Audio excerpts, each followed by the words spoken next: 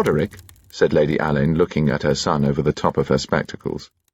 "I am coming out." "Out?" repeated Chief Detective Inspector Alleyn vaguely. "Out to where, Mamma? Out of what?" "Out into the world. Out of retirement. Out into the season. Out, dear me, how absurd a word becomes if one says it repeatedly. Out!"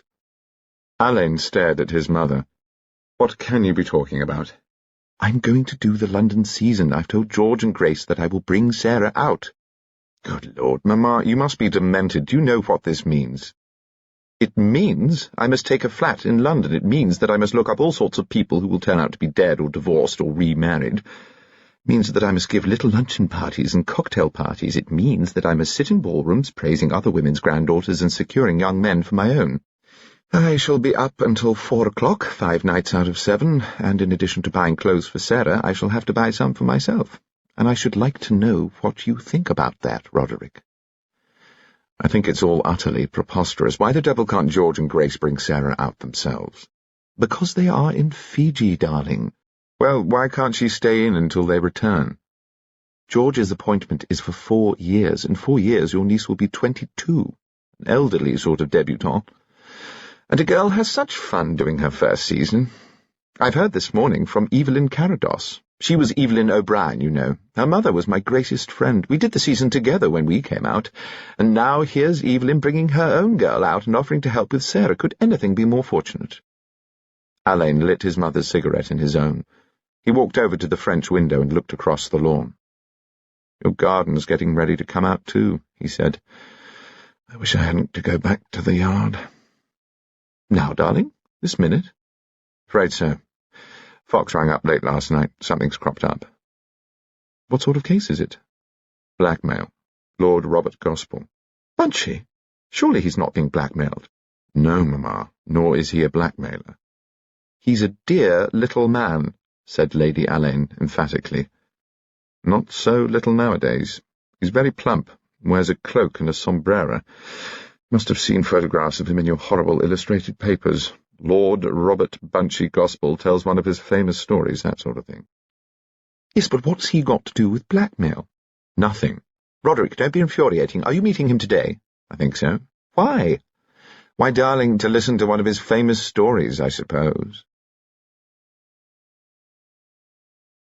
It was Miss Harris's first day in her new job. She was secretary to Lady Carados and had been engaged for the London season.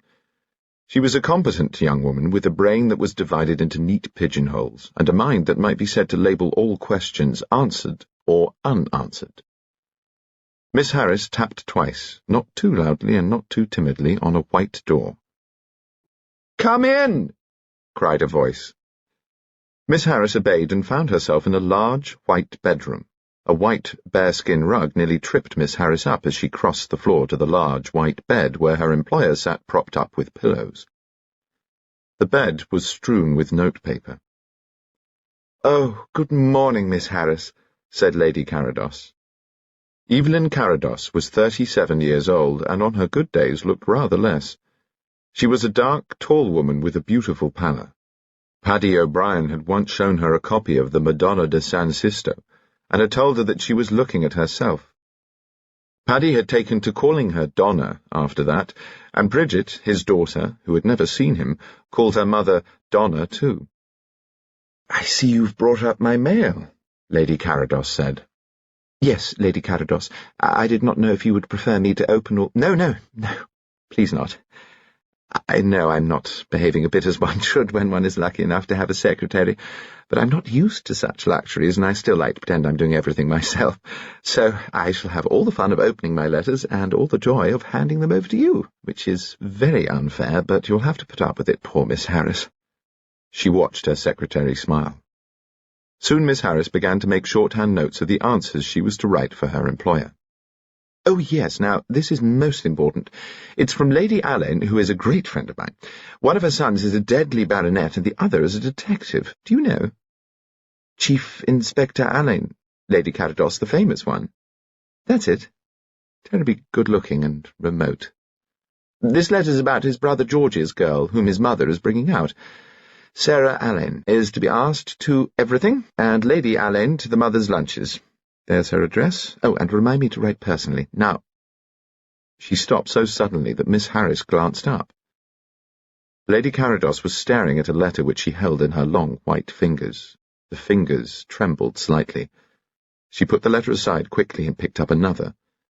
Miss Harris made notes for the acceptance, refusal, and issuing of invitations to Lady Carados's ball. "I'm getting Dmitri, the Shepherd Market caterer, to do the whole thing. Well, he is best," agreed Miss Harris. "Dmitri works out at about 25 shillings a head, but that's everything." 25. 400 there'll be, I think, and then there's the band, and I do think we must have champagne at the buffet. Champagne will mean 30 shillings a head. I should think £1,000 would cover the whole of the expenses, band and everything. 1,000? said Lady Carados. There was a tap at the door, and a voice called, "Donna! Come in, darling!" A tall, dark girl came into the room. Bridget was very like her mother, but nobody would have thought of comparing her to the Sistine Madonna.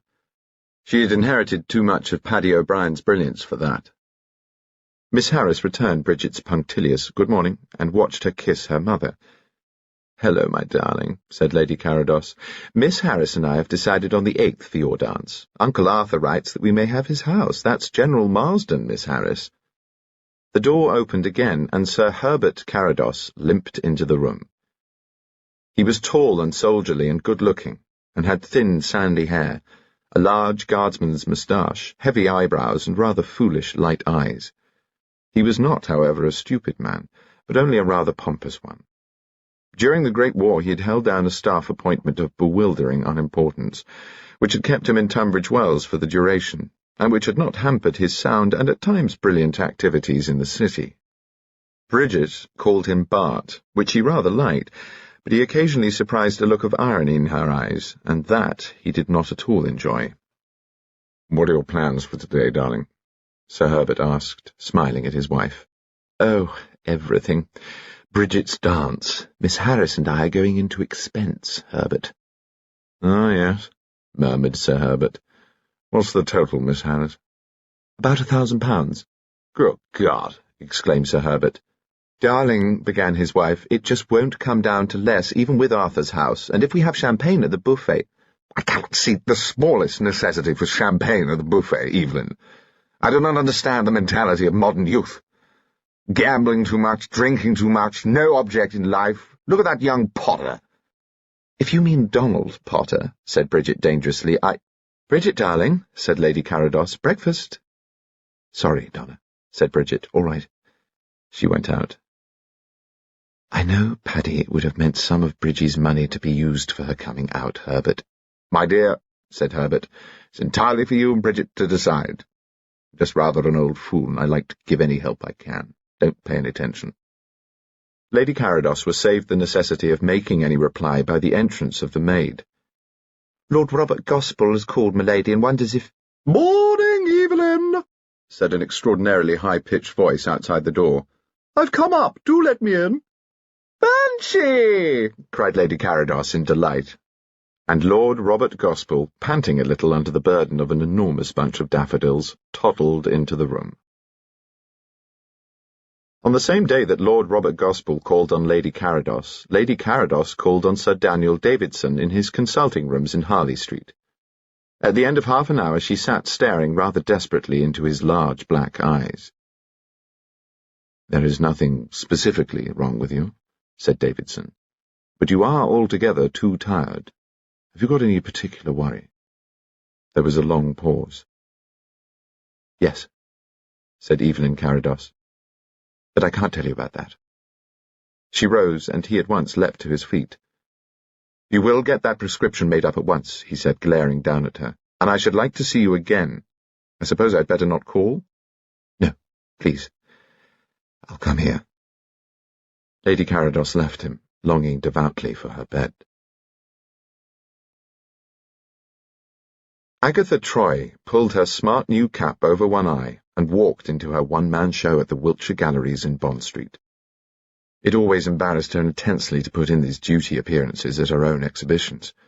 People felt they had to say something to her about her pictures, and they never knew what to say, and she never knew how to reply.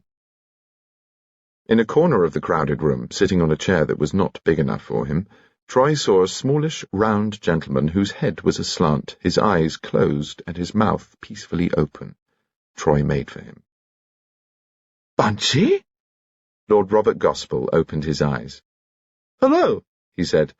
"Oh, what a scrimmage, ain't it? Pretty good." "You were asleep." "I had a good prowl first," explained Lord Robert. "Enjoyed myself." He had an odd trick of using Victorian colloquialisms, legacies he would explain from his distinguished father. He twinkled through his glasses. "Come and have tea." "I'd love to." "I've got the Potters," said Bunchy. "You know, my sister and her boy, Mildred and Donald. They live with me now, since poor Potter died. Donald's just been sent down for some gambling scrape. No harm in him, only don't mention Oxford." "I'll remember." Lord Robert's widowed sister came billowing through the crowd, followed by her extremely good-looking son. She greeted Troy breathlessly. Donald bowed, grinned, and said, "Oh, I say. The distinguished artist in person. We have been enjoying ourselves frightfully good." "There's a restaurant down below," squeaked Lord Robert. "Follow me, though I'm afraid I must be rather quick. I've an appointment in 20 minutes. "Where?" said Troy. "I'll drive you." "Matter of fact," said Lord Robert, "it's at Scotland Yard. Meeting an old friend of mine called Alleyn." "Lord Robert Gospell to see you, Mr. Alleyn," said a voice in Alleyn's desk telephone. "Bring him up, please," said Alleyn. Lord Robert entered, twinkling and a little breathless. "Hello, Roderick. How do you do?" "Hello, Bunchy. This is extraordinarily good of you." "Not a bit. Afraid I'm a bit late. Took tea with a delightful woman, Agatha Troy. Did you look after that case where her model was knifed? Charming, ain't she?" There was a short silence. "Yes," said Alleyn, "she is." Lord Robert looked sharply at him. "Now, what about business? What's up?" "We rather think blackmail," said Alleyn. He laid a thin hand on a file in front of him. "This is rather more than usually confidential, Bunchy. You know Mrs. Halkett Hackett, old General Halkett Hackett's wife?" "Yes, American actress, 20 years younger than H.H. Gorgeous creature." "She came to us last week, told us that a very great woman friend of hers had confided that she was being blackmailed. Mrs. X, who has an important husband, received a blackmailing letter written on Woolworth paper. The writer said he or she had possession of an extremely compromising letter written to Mrs. X by a man friend. The writer was willing to sell it for £500. Mrs. X's account has gone into very thoroughly every month by her husband, and she was afraid to stump up. In her distress, she flew to Mrs. Halkett Hackett, who couldn't provide £500, but persuaded Mrs. X to let her come to us with the whole affair. She gave us the letter. Here it is." Alleyn laid the file on Lord Robert's plump little knees.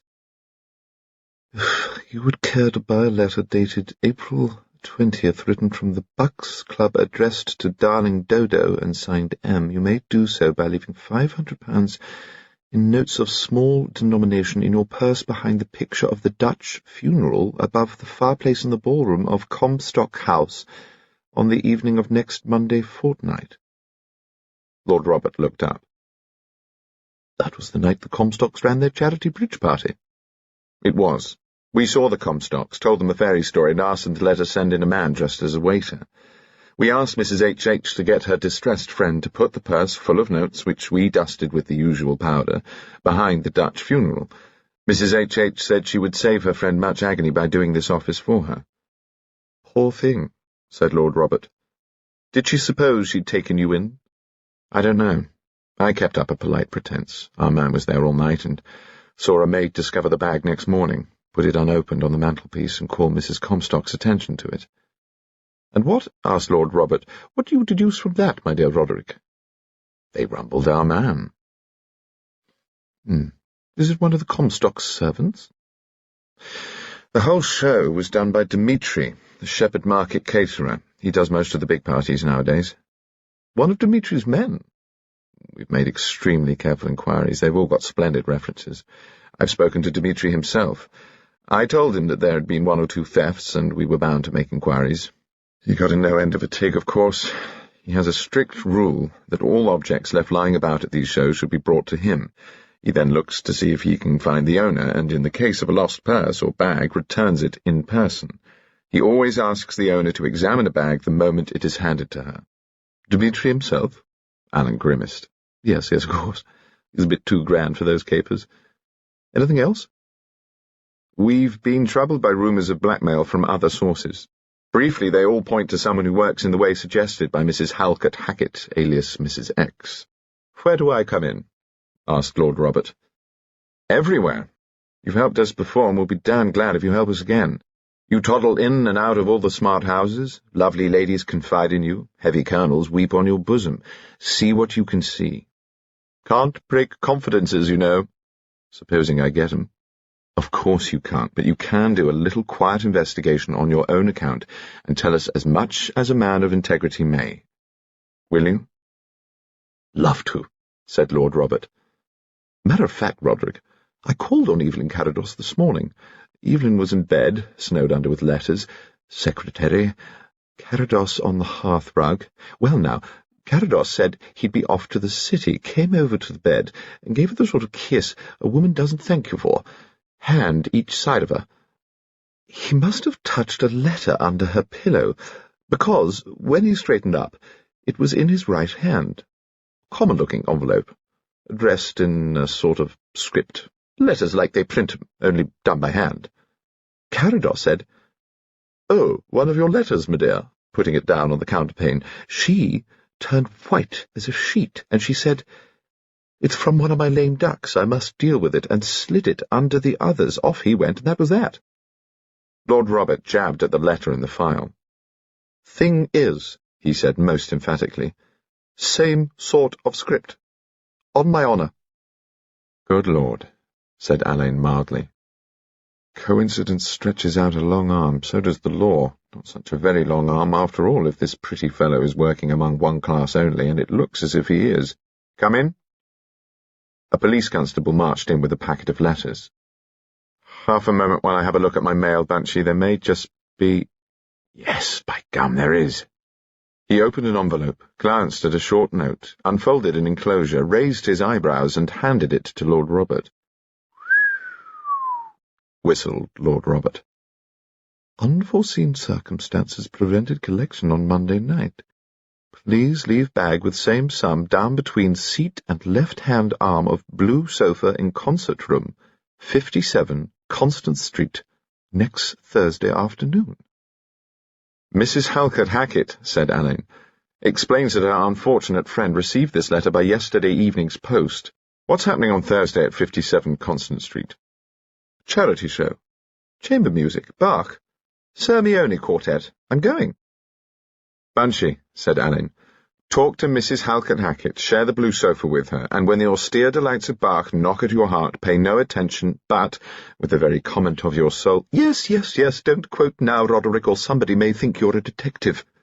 "Blast you," said Alleyn. Lord Robert gave a little crowing laugh and rose from his chair. "I'm off," he said. Alleyn walked with him into the corridor and stood looking after him as he walked away with small steps, a quaint, out-of-date figure.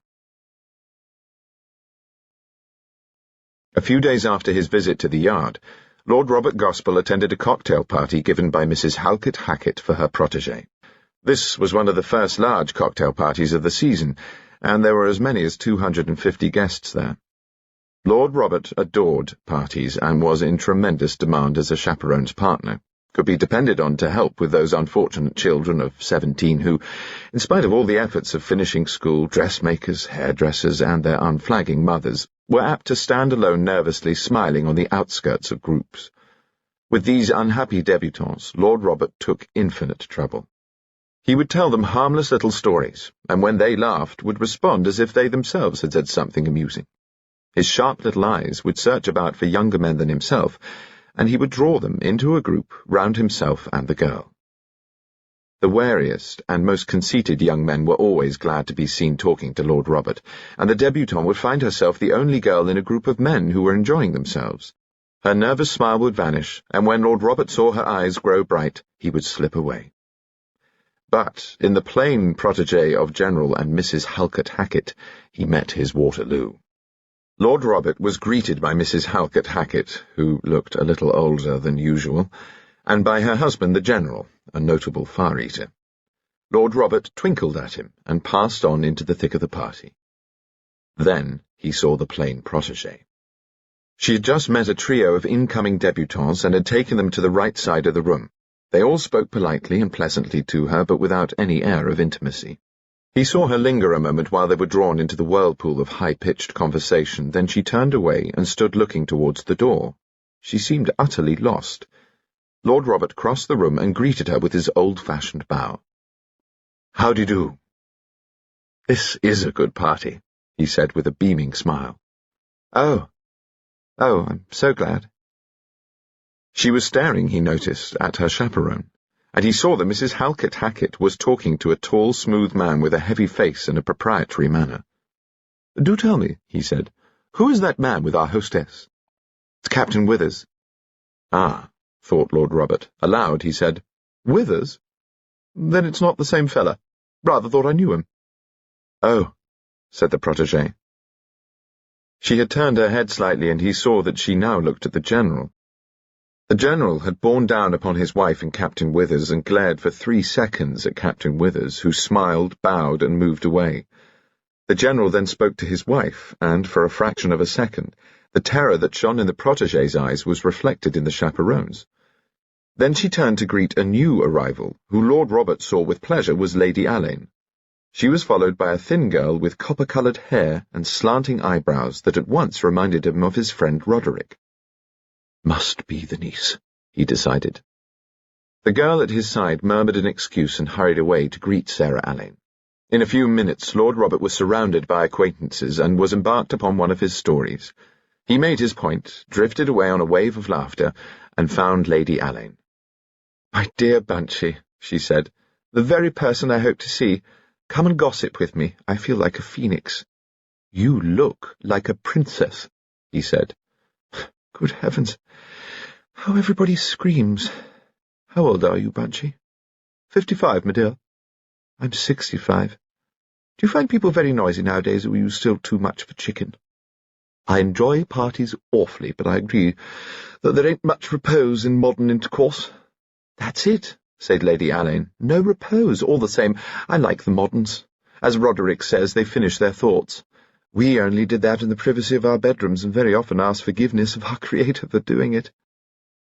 The cocktail party surged politely about them. The noise, the smoke, the festive smell of flowers and alcohol seemed to increase every moment. Apparently all the guests had arrived. Mrs. Halkett Hackett was moving into the room. This was his chance. He turned round and found himself face to face with Captain Withers. Withers was a tall man, and a fine, arrogant figure. Lord Robert, a plump and comical one. But it was Lord Robert who seemed the more dominant and more dignified. "Oh, how do you do?" said Captain Withers very heartily. "Good evening," said Lord Robert, and turned back to Lady Alleyn.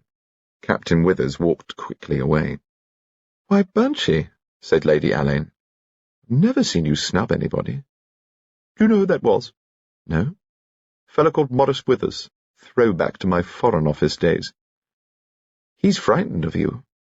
"I hope so," said Lord Robert. "I'll trot along and pay my respects to the hostess. Will you dine with me one evening? Bring Roderick." "I'm so busy with Sarah. May we ring you up? If it can be managed." "It must be. Au revoir. Goodbye, Bunchy." He picked his way through the crowd to Mrs. Halkett Hackett. "I'm on my way out," he said, "but I hope to get a word with you. Perfectly splendid party." She called him "Dear Lord Robert," like a grande dame in a slightly dated comedy. "Are you going to the show at the Constant Street Rooms on Thursday afternoon?" he asked. "I'm looking forward to that awfully." Her eyes went blank, but she scarcely paused before answering yes. "I'll give myself the pleasure of looking out for you there, if it wouldn't bore you. Do tell me, I've just run into a fellow whose face looked as familiar as anything, but I can't place him. Fellow over there, talking to the girl in red." He saw the patches of rouge on her cheeks start up. "Do you mean Captain Maurice Withers?" "Maybe. The name don't strike a chord, though. Got a shocking memory. Better be getting along. Goodbye." "Goodbye, dear Lord Robert," said Mrs. Halkett Hackett. He edged his way out and was waiting patiently for his hat and umbrella when someone at his elbow said, "Hello, Uncle Bunch. You going home?" Lord Robert turned and saw his nephew. "What? Oh, it's you, Donald. Yes, I am. Want a lift?" "Yes, please," said Donald. His nephew seemed rather agitated. Together they went out into the street and found a taxi. Lord Robert twisted himself round and looked at his nephew. "What's up?" he asked. I'm in a bit of a tight corner, Uncle Bunch." "What is it? Gambling?" "Well, yes." "Racing? Cards?" A bit, but actually I dropped the worst packet at roulette." "Good gad!" exclaimed Lord Robert with surprising violence.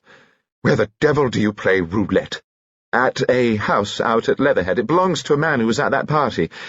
I mean, it's not run for anything but fun, and Captain Withers simply takes on the bank. I paid all right, but it just about cleaned me up."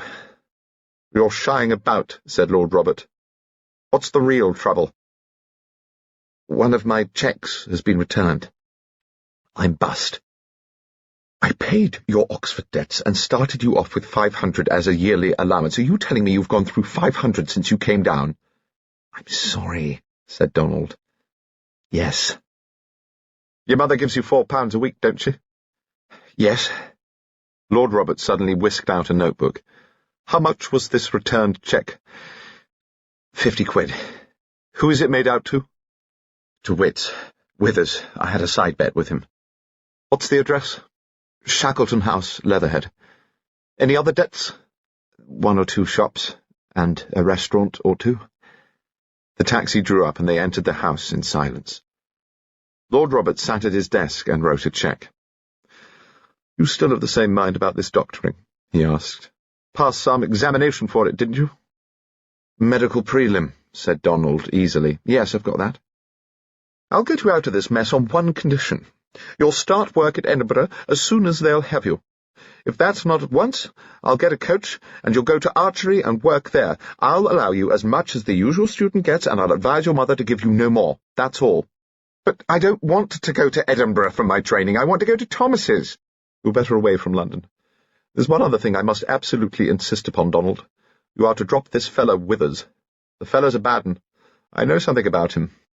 I have never interfered in the matter of your friendships before, but I'd be neglecting my duty if I didn't step in here." "I won't give up a friend simply because you choose to say he's no good, and I won't go and stay in a deserted mausoleum of a Scotch house in the middle of the season. There's Bridget." "Lady Carados's girl seems a nice creature. She'll wait for you." "I won't go. You can keep your filthy money. By God, I'll borrow from someone who's not a bloody complacent Edwardian relic, and I'll get a job and pay them back as I can," bawled Donald and flung out of the room. Lord Robert sighed. At last he pulled an envelope towards him and in his finicky writing addressed it to Captain Withers, Shackleton House, Leatherhead. Then he wrote a short note, folded a cheque, and put them both into the envelope. He rang for his butler. "Will you see that this letter is posted immediately?" Lord Robert had sat on the blue sofa since 2:15, but he was not tired of it. He enjoyed watching the patrons of music arriving, and he explored the blue sofa, sliding his hands cautiously over the surface of the seat and down between the seat and the arms. A number of people came and spoke to him, among them Lady Carados, who was looking tired. "You're overdoing it, Evelyn," he told her. "Rather suits you, being so fine drawn, but you're too thin, you know. Where's Bridgie?" "At a matinee." "Oh, there's Lady Alleyn. We're supposed to be together. Goodbye, Bunchy." "Goodbye, Evelyn. Don't worry too much, over anything." She gave him a startled look and went away. Lord Robert looked restlessly towards the door and saw Sir Daniel Davidson, who made straight for him. "Ah," he said as he shook hands. "I might have guessed I should find you here. Doing the fashionable thing for the unfashionable reason. Music, my God, how many of these people will know what they're listening to, or even listen? Not 1 in 50. There goes that fellow Withers, whose aesthetic appreciation is less than that of a monkey on a barrel organ. What's the matter?" "Sorry, I was looking at Evelyn Carados. She looks damn seedy," said Lord Robert. Davidson followed his glance. "Yes, she's overdoing it." He made an impatient gesture. "They all overdo it. These mothers, and the girls overdo it. and the husbands get rattled, and the young men neglect their work, and then there are half a dozen smart weddings and as many nervous breakdowns. And there's your London season. What is it all about?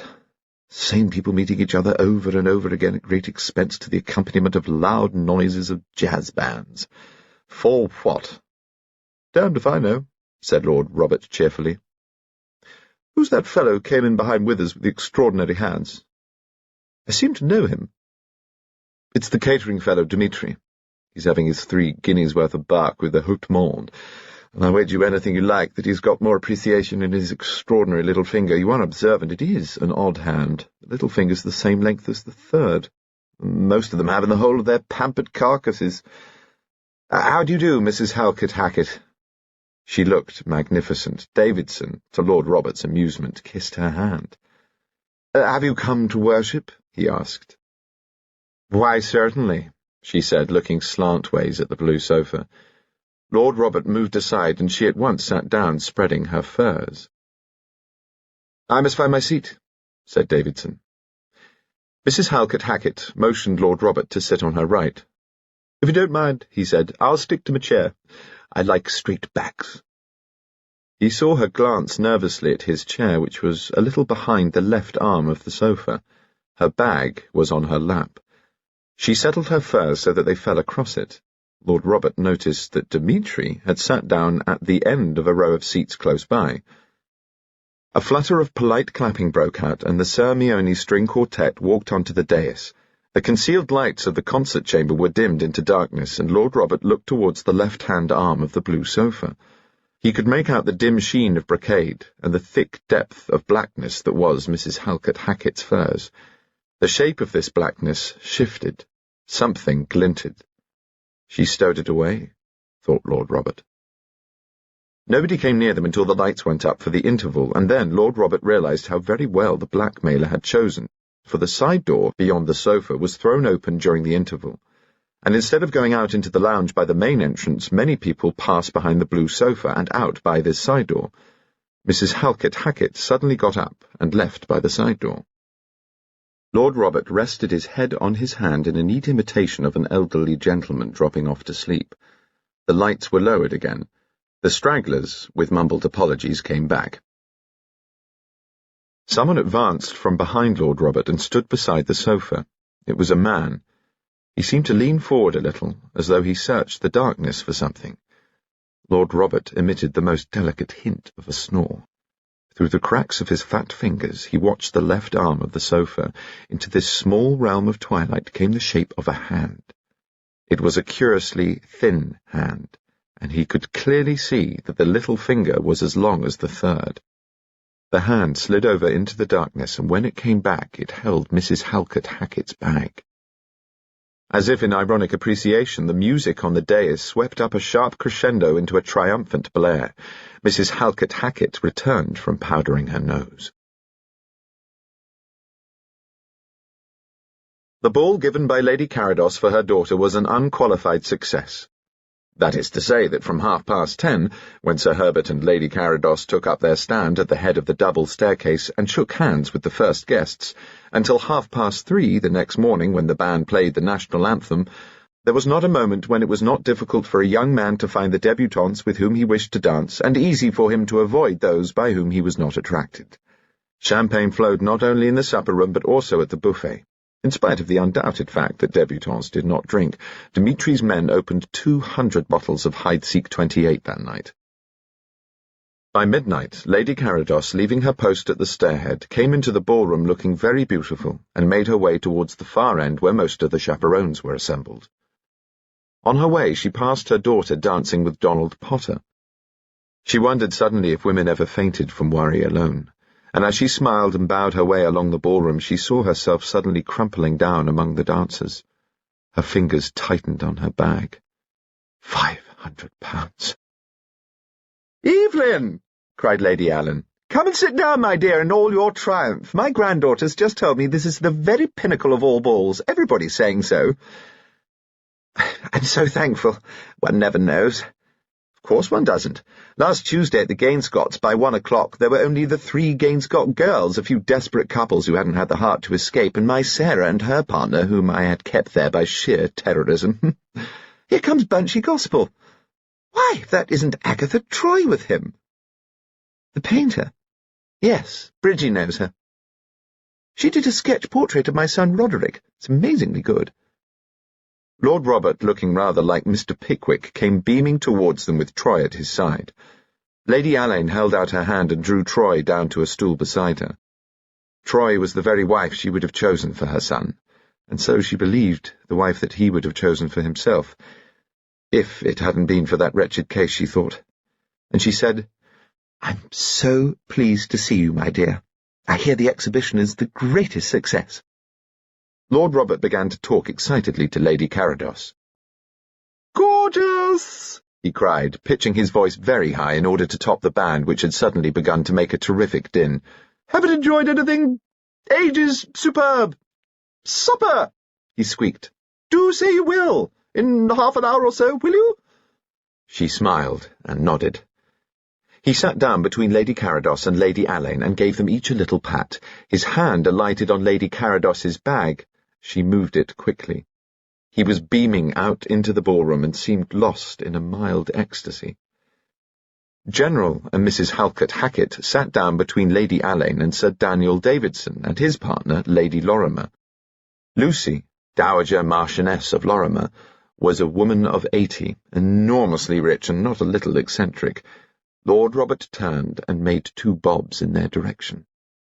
"There's Davidson," he said delightedly, "and Lucy Lorimer. How are you, Lucy?" "What?" shouted Lucy Lorimer. "How are you?" "Busy. I thought you were in Australia." "Why?" "What?" "Why?" "Don't interrupt," shouted Lucy Lorimer. "I'm talking." "Never been there," said Lord Robert. The woman's mad. Sir Herbert Carados arrived with the plain protégé of the Halkett Hacketts. "A casualty," he said archly. "Mrs. Halkett Hackett, I'm afraid this young lady no sooner began to dance with me than she developed toothache.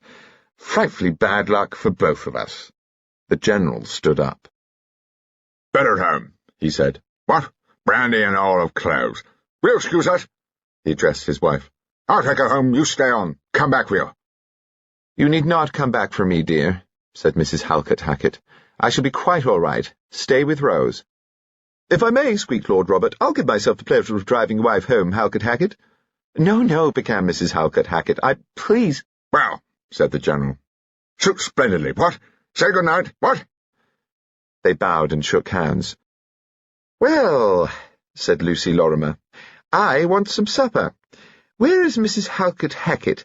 I suppose I must congratulate her on her ball, though I must say I always think it's the greatest mistake—" Sir Daniel Davidson hurriedly shouted her down. "Let me take you down and give you some supper," he suggested loudly, with an agonized glance at Mrs. Halkett Hackett and Lady Carados.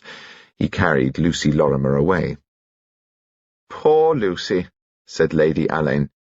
"She never has the remotest idea where she is. I wish, Evelyn, that he hadn't stopped her. What fault do you suppose she was about to find in your hospitality?" "Let's follow them, Evelyn," said Lord Robert, "and no doubt we shall find out. Troy, my dear, there's a young man making for you. May we dance again?" "Yes, of course, Bunchy, dear," said Troy, and went off with her partner.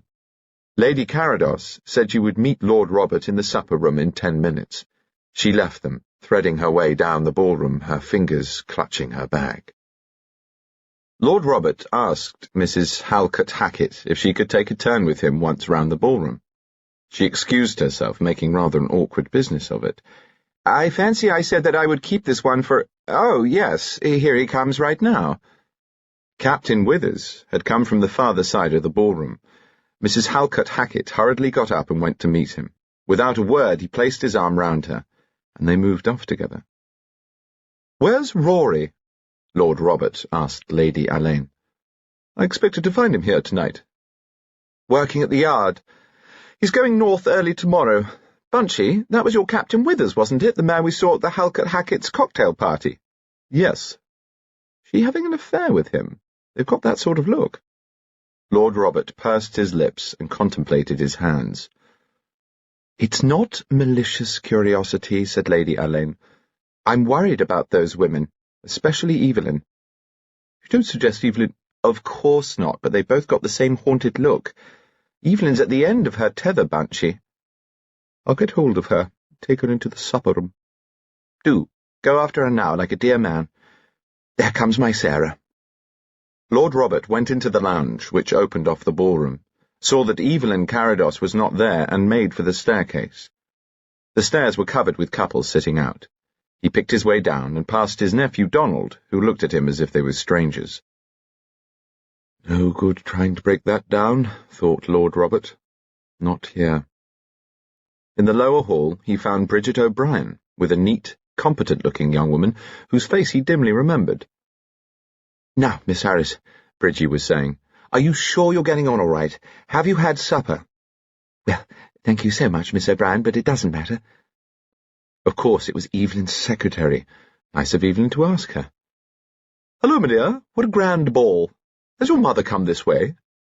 She's in the supper-room, said Bridget without looking at him, and he realized that, of course, she had heard Donald's side of their quarrel. He said, Thank you, Bridget. I'll find her.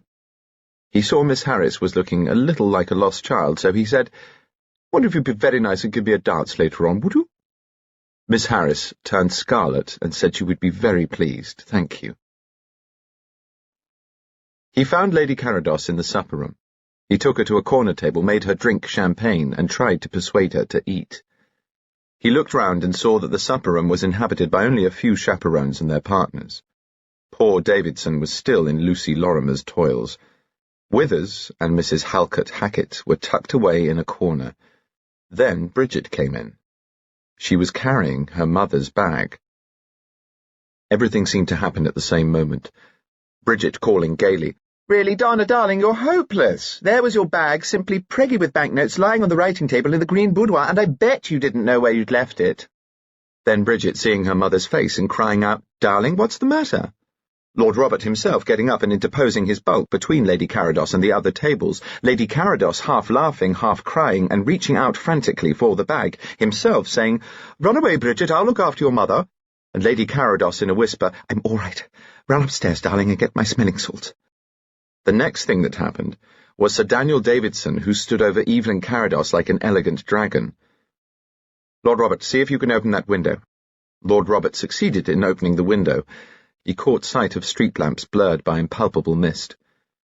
Davidson held Lady Carados's wrist in his long fingers and looked at her with a sort of compassionate exasperation.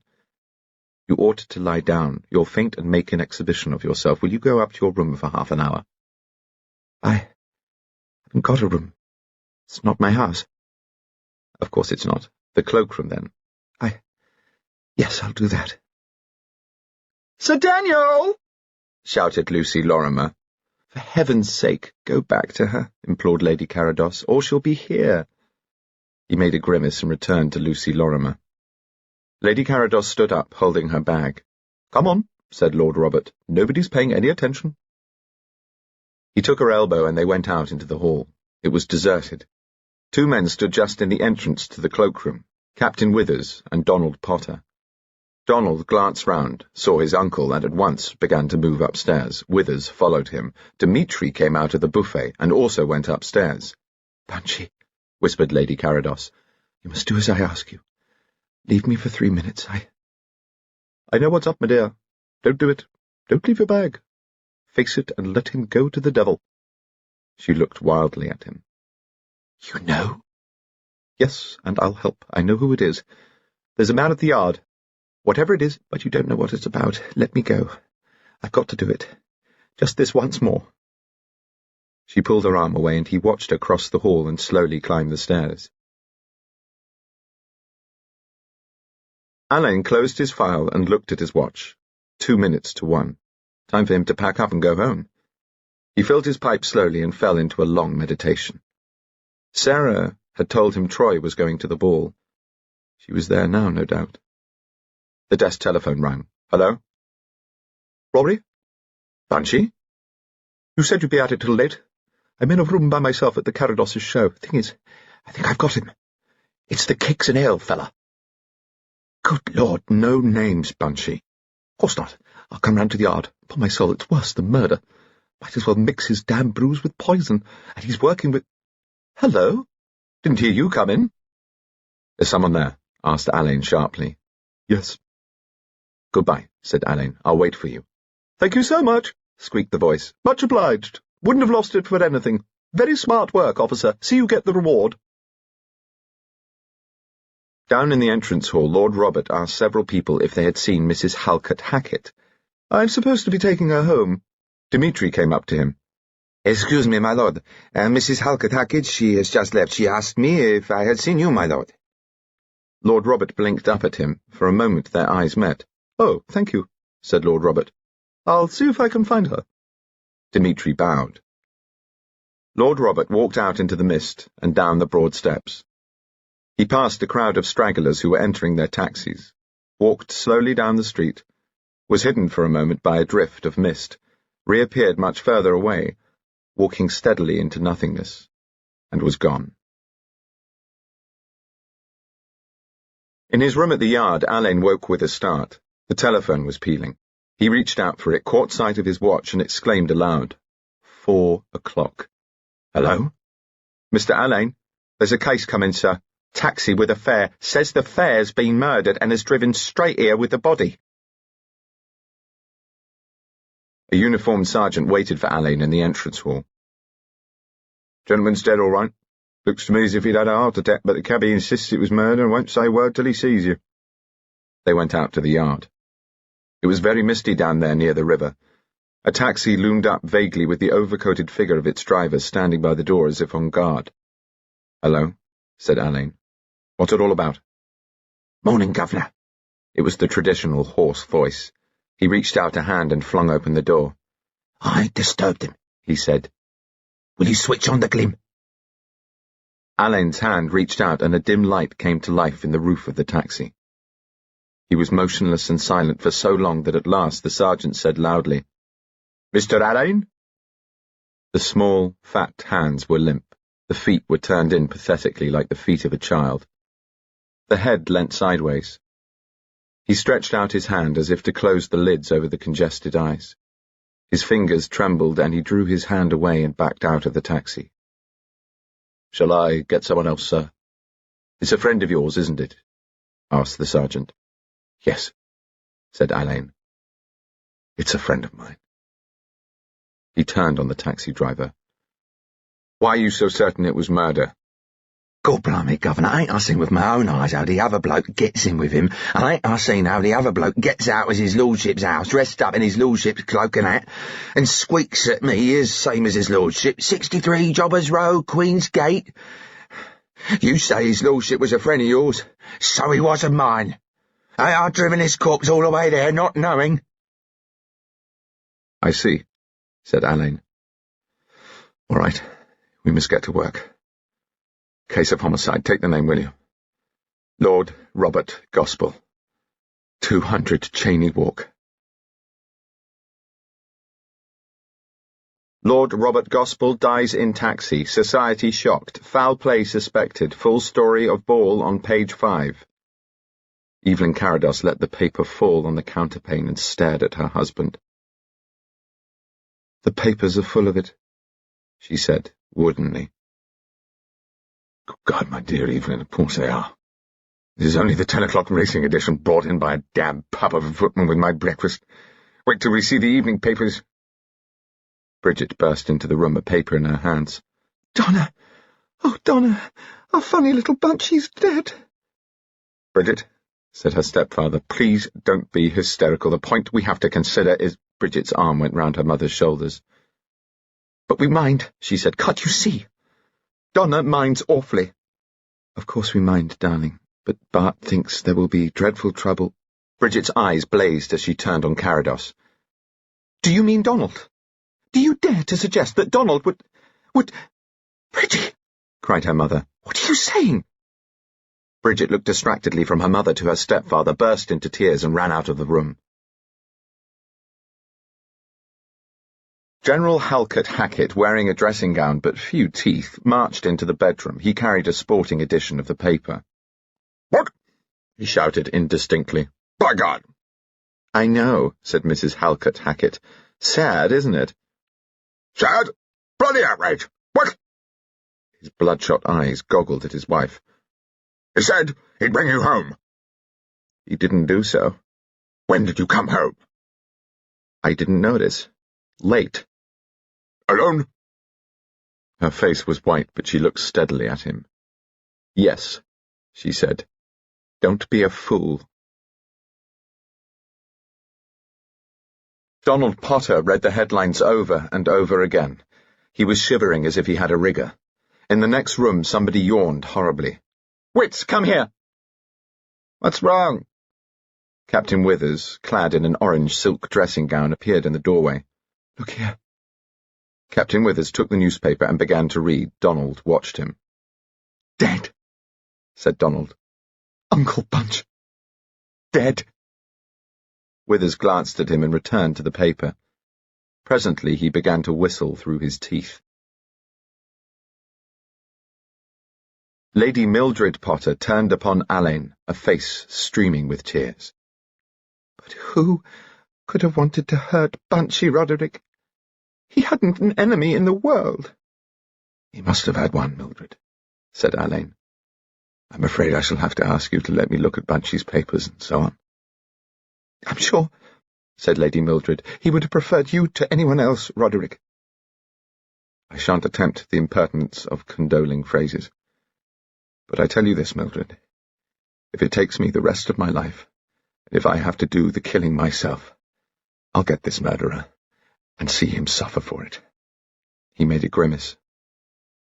Good Lord, what a speech! Bunchy would have laughed at it. It's a curious thing that when one speaks from the heart, it is invariably in the worst of taste. Sir Daniel Davidson sat thinking. The paper said that the police wished to establish the identity of the second fare.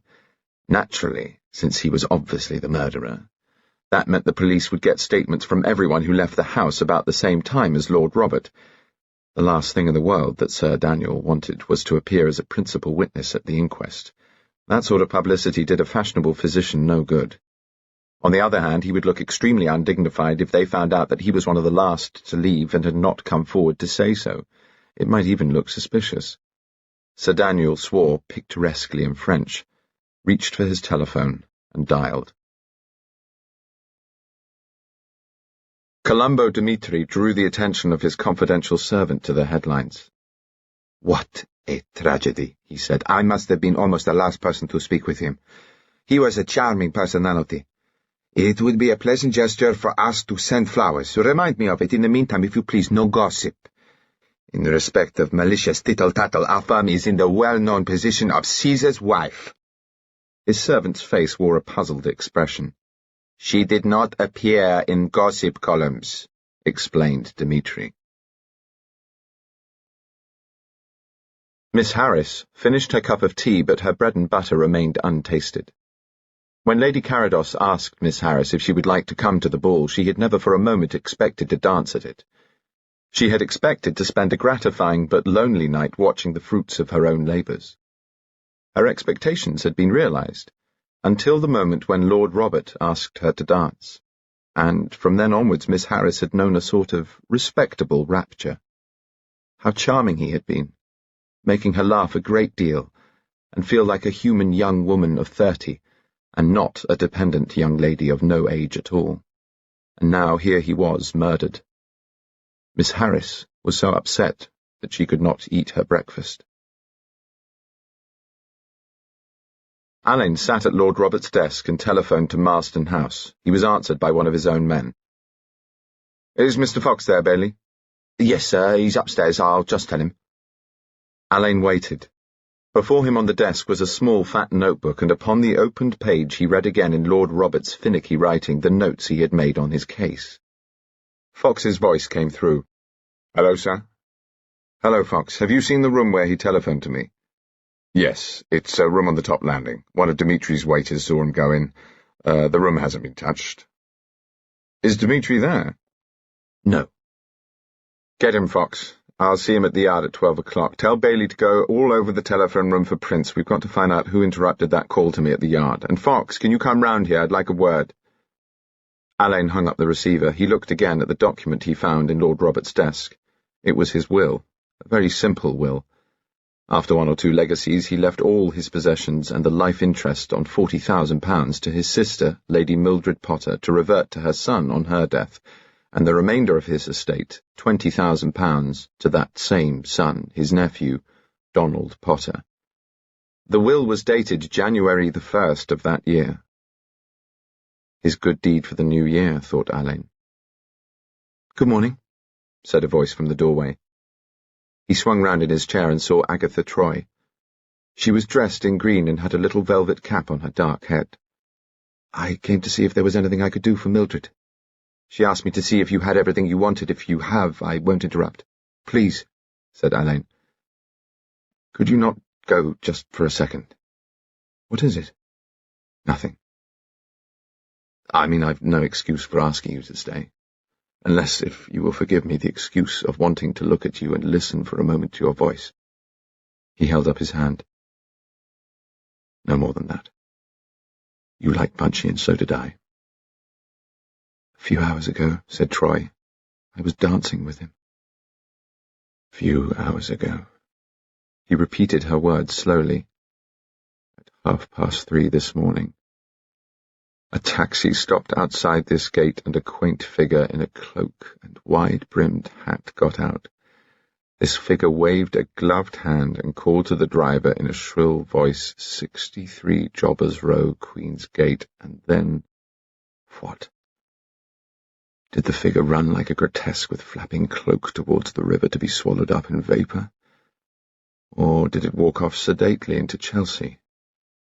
And where are Bunchy's cloak and hat, Troy? Where are they? Can I allow myself a few minutes to unload my mind, if you will let me? I've done that before once, haven't I? Yes, murmured Troy. Once. There's nobody in the world who can listen as you can. Well, the taxi driver brought Bunchy to the yard at 4 this morning, saying he was murdered. He picked Bunchy up at 3:30, some 200 yards from the doors of Marsden House. As the taximan drove towards Bunchy, he saw another figure in an overcoat and top hat loom through the mist and stand beside him. They appeared to speak together. The 2 men got into the taxi. The cabby never had a clear view of the second man. Before the door was slammed, the cabby heard Bunchy say, "You can take him on." The cabby drove to Cheney Walk. He stopped here at Bunchy's gate, and in a few moments Lord Robert, as he supposed him to be, got out and slammed the door. A voice squeaked through a muffler, 63 Jobbers Row, Queen's Gate, and the cabby drove away. He arrived at Jobbers Row 10 minutes later, waited for his fare to get out, and at last got out himself and opened the door. He found Bunchy. Alleyn looked gravely at Troy's white face. She said, "What had been done to Bunchy?" "We think he was struck on the temple, stunned and then suffocated," said Alleyn. "We shall know more when the doctors have finished. He was struck with something that had an edge, about as sharp as the back of a thick knife blade." "Did he suffer?" "Hardly at all. He wouldn't have known what happened." "His heart was weak," said Troy suddenly. "Mildred told me the other day. She tried to persuade him to see a specialist." "I wonder," said Alleyn, "if that made it easier for both of them." "Has Donald come in?" "Not yet." "Did you see him at the dance?" "Yes, he danced a lot with Bridgie O'Brien." "Did he stay until the end, do you know?" "I didn't stay till the end myself. Mildred and I left at 1:30. "Did you see much of Bunchy, please?" Troy sat on the edge of the desk and pulled off her cap. The sun came through the window and dappled her short dark hair with blue lights. Alleyn wondered if he would ever recover from the love of her. "There was nothing when we danced except— Yes, we collided once with another couple. Mrs. Halkett Hackett was dancing with a tall, coarse-looking man. Bunchy apologized before he saw who they were. Then we swung round and he saw them. I felt his hand tighten suddenly, and I looked over his shoulder at them. The man's face had gone quite pale, and Mrs. Halkett Hackett looked very odd, frightened. I asked Bunchy who the man was, and he said, 'Fella called Withers,' in a frozen little voice. I said, 'Don't you like him?' and he said, 'Not much, my dear,' and then began to talk about something else." "Interesting. Anything more?" "Later on, Bunchy and I went to Chaperone's Corner. Your mother was there. Mrs. Halkett Hackett came up with her husband, and then the girl she's bringing out arrived with that old ass Carados." The girl had toothache, she said, but I'm afraid the wretched child was really not having a great success. General Halkett-Hackett said he'd take the girl home, and Bunchy offered to take Mrs. Halkett-Hackett home later on. The General thanked him, but she looked extraordinarily put out and seemed to me to avoid answering. There was one other thing. Evelyn Carados seemed very upset too, nothing to do with Bunchy. She looked ill. She kept clutching a great fat bag in her lap. Bunchy's hand touched Evelyn's bag, and she started as if he'd hurt her, and her fingers tightened. I could see them now, white, with highlights on the knuckles, dug into the gold stuff of the bag. I thought I'd like to paint them and call the thing Hands of a Frightened Woman. And then sometime after supper, when I danced again with Bunchy, I sat out with him in the ballroom. We were talking away when he suddenly stopped dead and stared over my shoulder. I turned and saw he was looking at Evelyn Carados. There was nothing much to stare at. Dmitri was giving her back that bag. I suppose she'd left it somewhere. What's the matter? That great fat bag you had noticed earlier. Yes, but it wasn't so fat this time, said Troy. It was quite limp and flat. Mildred came up and we left soon after that. I'm afraid that's all. Afraid? Troy, you don't know what an important person you are. Don't I? She looked at him with an air of bewildered friendliness, and at once his whole face was lit up by his fierce awareness of her. Troy's eyes suddenly filled with tears. She reached out her hand and touched him. "I'll go," she said. "So sorry." She went without another word. Detective Inspector Fox arrived, looking solid and respectable. "Good morning, sir," said Fox. "Hello, Fox. I found Lord Robert's notes on the blackmail case. There they are." Fox took the little notebook in his enormous fist. "Yes," he said when he had finished. "Well, now, that puts this Mr. Dmitri in a very unfavourable light." "See here," said Alleyn. "We've got to get the man or woman who overheard that call. What have you done?" "Our chaps arrived at Marsden House a quarter of an hour after the taxi got to the yard. Dmitri had left the house, but our chaps telephoned him at his flat to make sure he was there, and sent a plainclothes man round to watch it. They took statements from the men Dmitri had left to clear up, and we've located the room where Lord Robert rang you up and sealed it.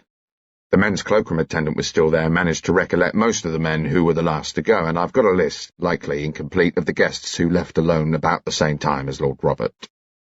Fox handed a notebook to Alleyn, who read, "Mrs. Halkett-Hackett, seen leaving alone, by footman at door, Dmitri and linkman, who offered to call a taxi for her. She refused and walked away. Lord Robert had not left. Captain Maurice Withers, seen leaving alone by Dmitri, footman, and several members of a party whom he passed on the steps outside the house, Lord Robert at foot of stairs. Mr. Donald Potter, seen saying goodbye to Miss O'Brien by Dmitri and by two servants near door into buffet. Sir Daniel Davidson, seen leaving alone immediately after this by Dmitri and two of the servants.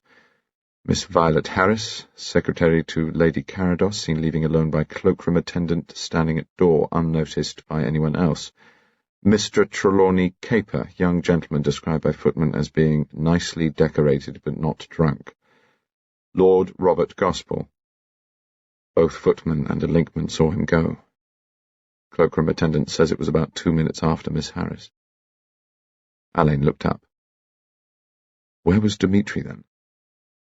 "He said he went into the buffet about the time Sir Daniel left and was kept there for some time.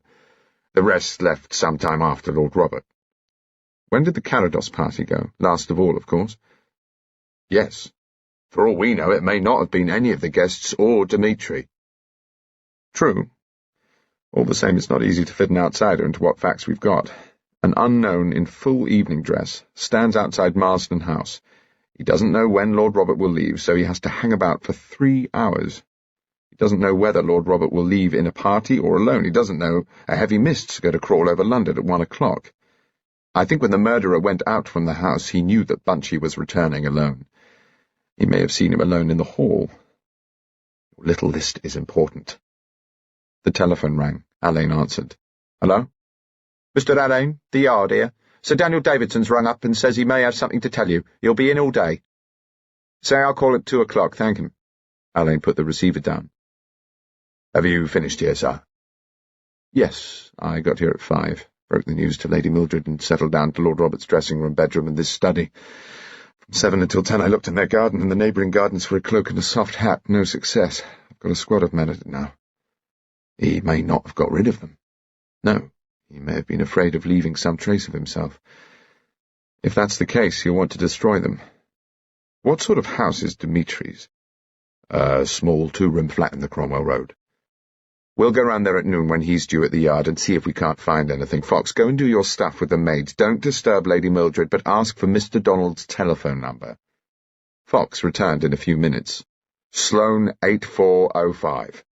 Alleyn reached for the telephone and dialed the number. I want you to trace Sloane 8405 at once, please. I'll hang on. He waited. What? Said Alleyn suddenly. Yes, thank you. Goodbye.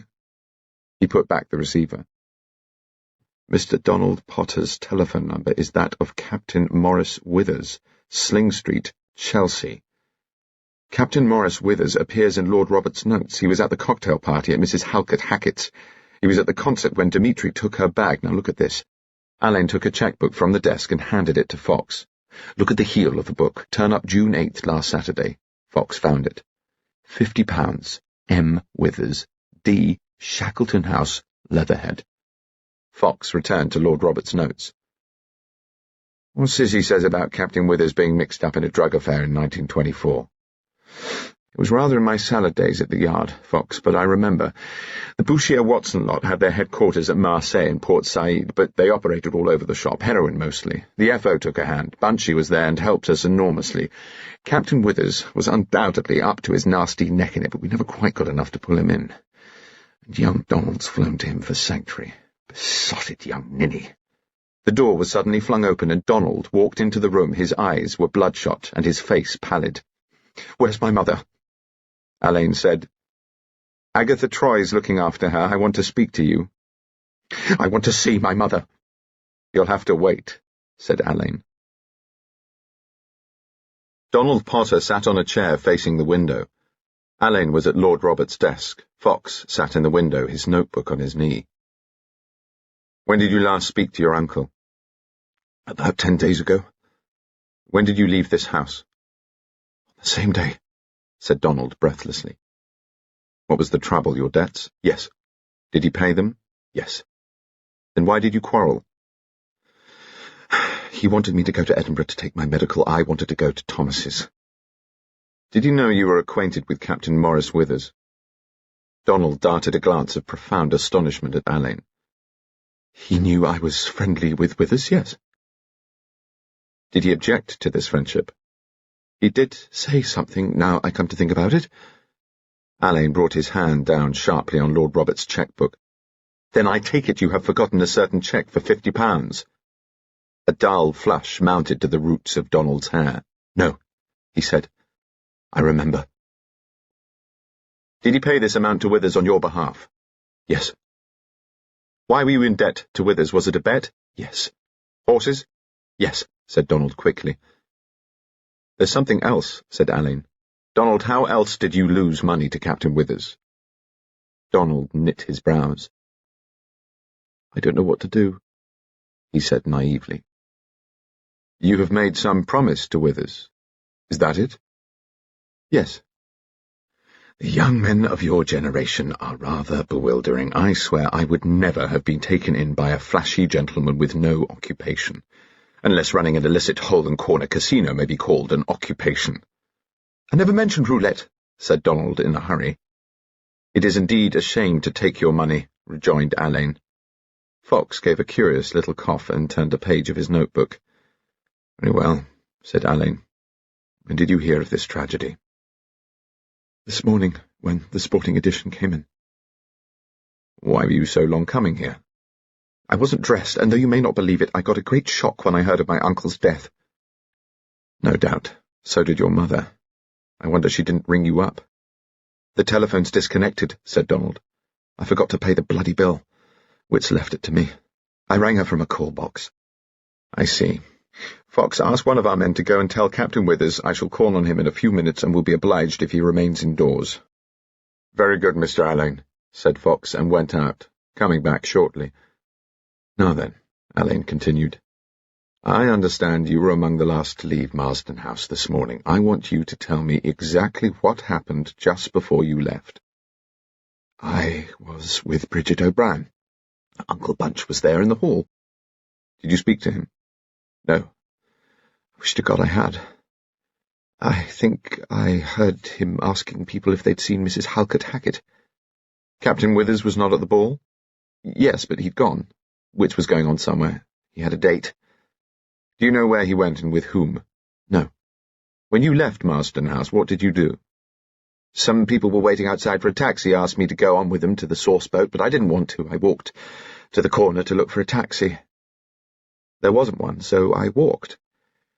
I was thinking about Bridget, and Uncle Bunch, and everything. Presently I was on the King's Road, so I just walked home. Did you meet anyone? I didn't notice. What time did you get home? I didn't notice. Alleyn looked gravely at him. I want you, please, to try very hard to remember if you met anybody on that walk, particularly just after you left Marsden House. If you are innocent, you are in no danger unless you prevaricate or shift ground, particularly in matters relating to your acquaintance with Captain Withers. You can't suspect Withers. It's got nothing to do with him. In that case, he has nothing to fear. On that account, of course he hasn't. I mean... Oh, hell. Where were you when you lost this money to him? In a private house somewhere near Leatherhead. Shackleton House, it's called. Was it his house? Ask him. Why do you badger me with all of this? I can't stand any more. Let me out of this. You may go, certainly. There will be a statement for you to sign later on. Donald got up and faced Alleyn. I'm as anxious as you, he said, that the man should be caught. Naturally. I'm as anxious as anybody. Good, said Alleyn. Donald's face was puckered into the sort of grimace a small boy makes when he's trying not to cry. For some reason this gave him a strong look of his uncle. Alleyn took him roughly by the arm. There, he said, if you're innocent, you're safe. As for this other mess you've got yourself into, stick to the truth, and we'll do what we can for you. Now march. He turned Donald round, shoved him through the door, and slammed it behind him. Come on, Fox. Ring up the yard and tell them to look Withers up in the record. And if one of my men is free, send him straight off to Shackleton House, Leatherhead. The report on the post-mortem was ready. Fox took it down over the telephone, and he and Alleyn discussed it on their way to Sling Street. Dr. Curtis says there's no doubt that he was suffocated. They found Tardio's ecchymosis on the lungs and on the heart. There were also signs of fatty degeneration in the heart. They seemed to think that that would make everything more rapid. Has Curtis any idea what was used? Possibly a plug of soft material introduced into the mouth and held over the nostrils. I found a trace of fine black woolen fluff in the mouth. The cloak? Looks like it. By the way, Fox, did you get a report from the PC in Belgrave Square last night? Yes. Nothing suspicious. The door of 110 was opened by Captain Withers himself. Alleyn and Fox found themselves in a mass-produced furnished sitting room. It smelt of hair-wash, cigars, and whiskey. On one wall hung a framed photograph of the sort advertised in magazines as artistic studio studies from the nude. On a table by the divan bed against the wall were 3 or 4 medical textbooks. Withers was the sort of man who breathes vulgarity. His neck was too thick, his fingers too flat and pale, and his hair shone too much, yet, in spite of these defects, he was a powerful animal. Alleyn, by contrast, looked fine-drawn, a cross between a monk and a grandee. The planes of his face and head were emphatically defined, and there was a certain austerity in the chilly blue of his eyes and in the blackness of his hair. Withers lit a cigarette, blew the smoke down his nose, and said, "What's it all about?" Fox produced his official notebook. "I want to ask you 1 or 2 questions about the early hours of this morning," Alleyn said. "When did you leave Marsden House?" "After the ball was over." "Did you leave alone?" "Yes." "Can you remember who was in the hall when you went away?" "Dan Davidson." "Is Sir Daniel Davidson a friend of yours?" "Not really, I just know him." "Did you notice Lord Robert in the hall as you left?" "Can't say I did." "Did you take a taxi?" "No.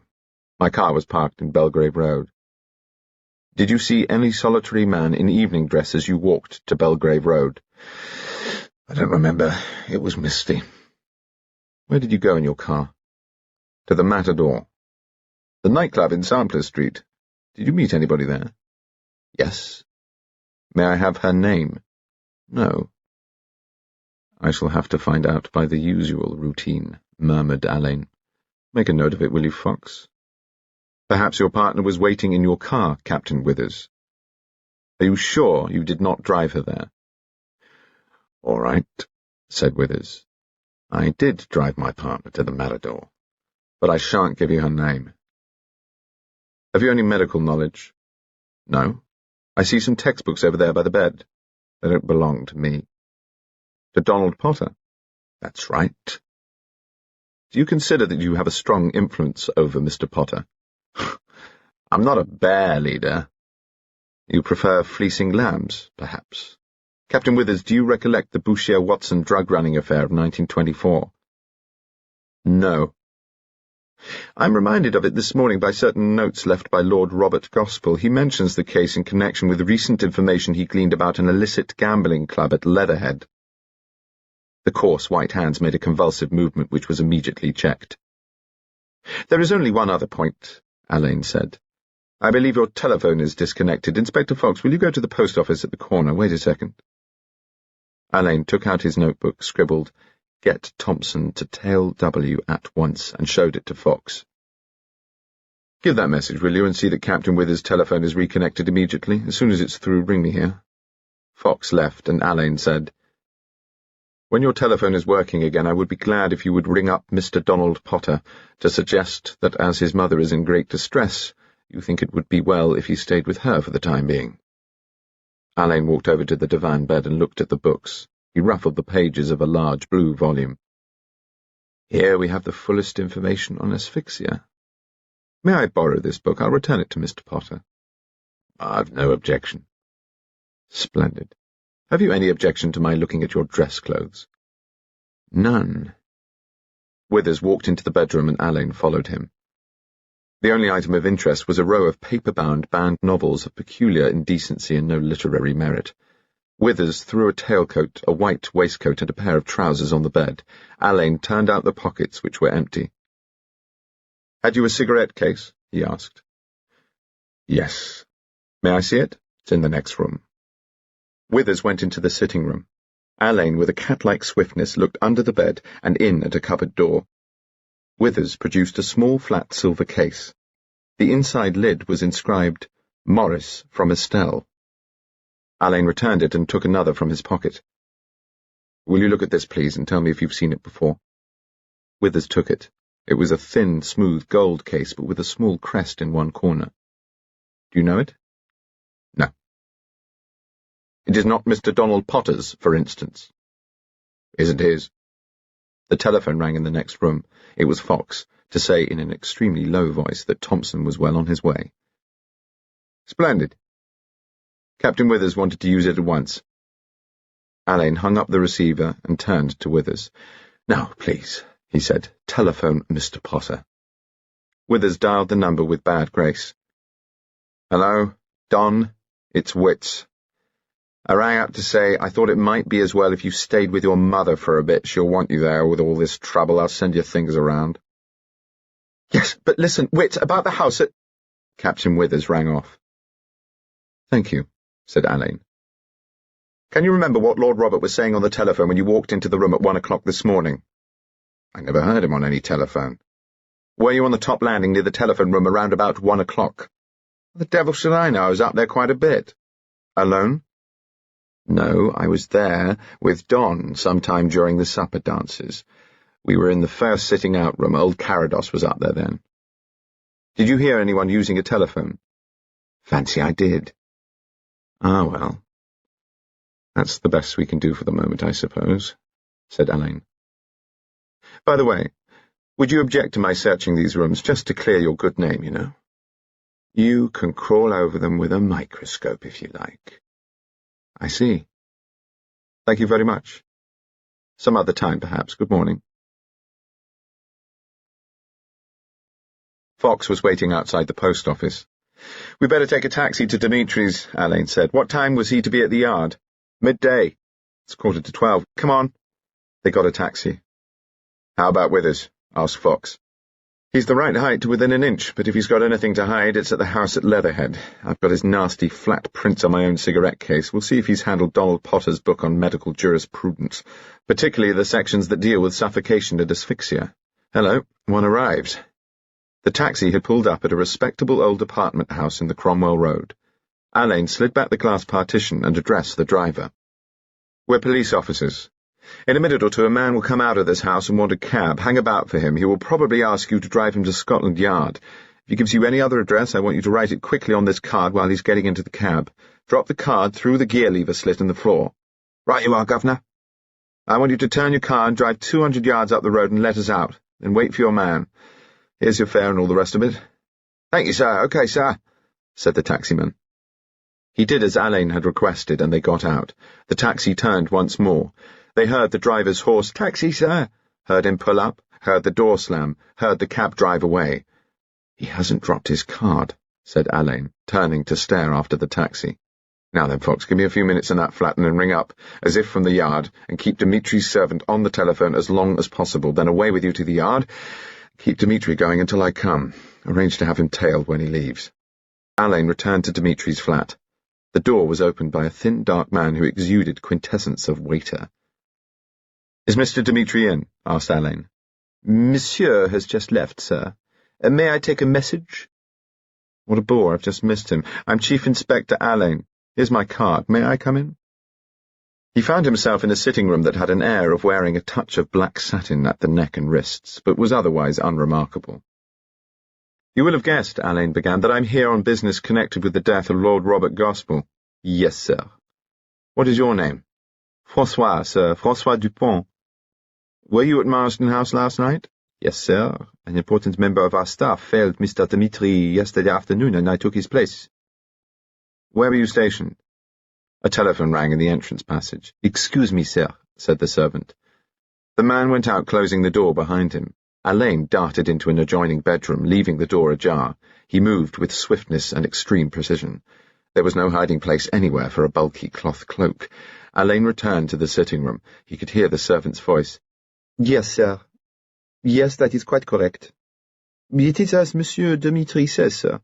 We returned together at 3:30 in a taxi." "At 3:30? "No, sir, no.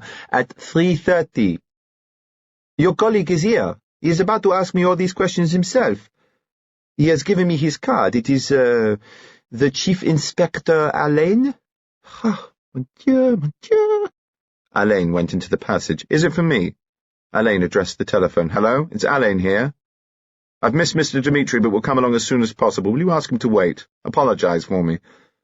"I hope there was time. I'll get along to the yard now," Fox said. "Very well, that's perfectly all right," said Alleyn, and rang off.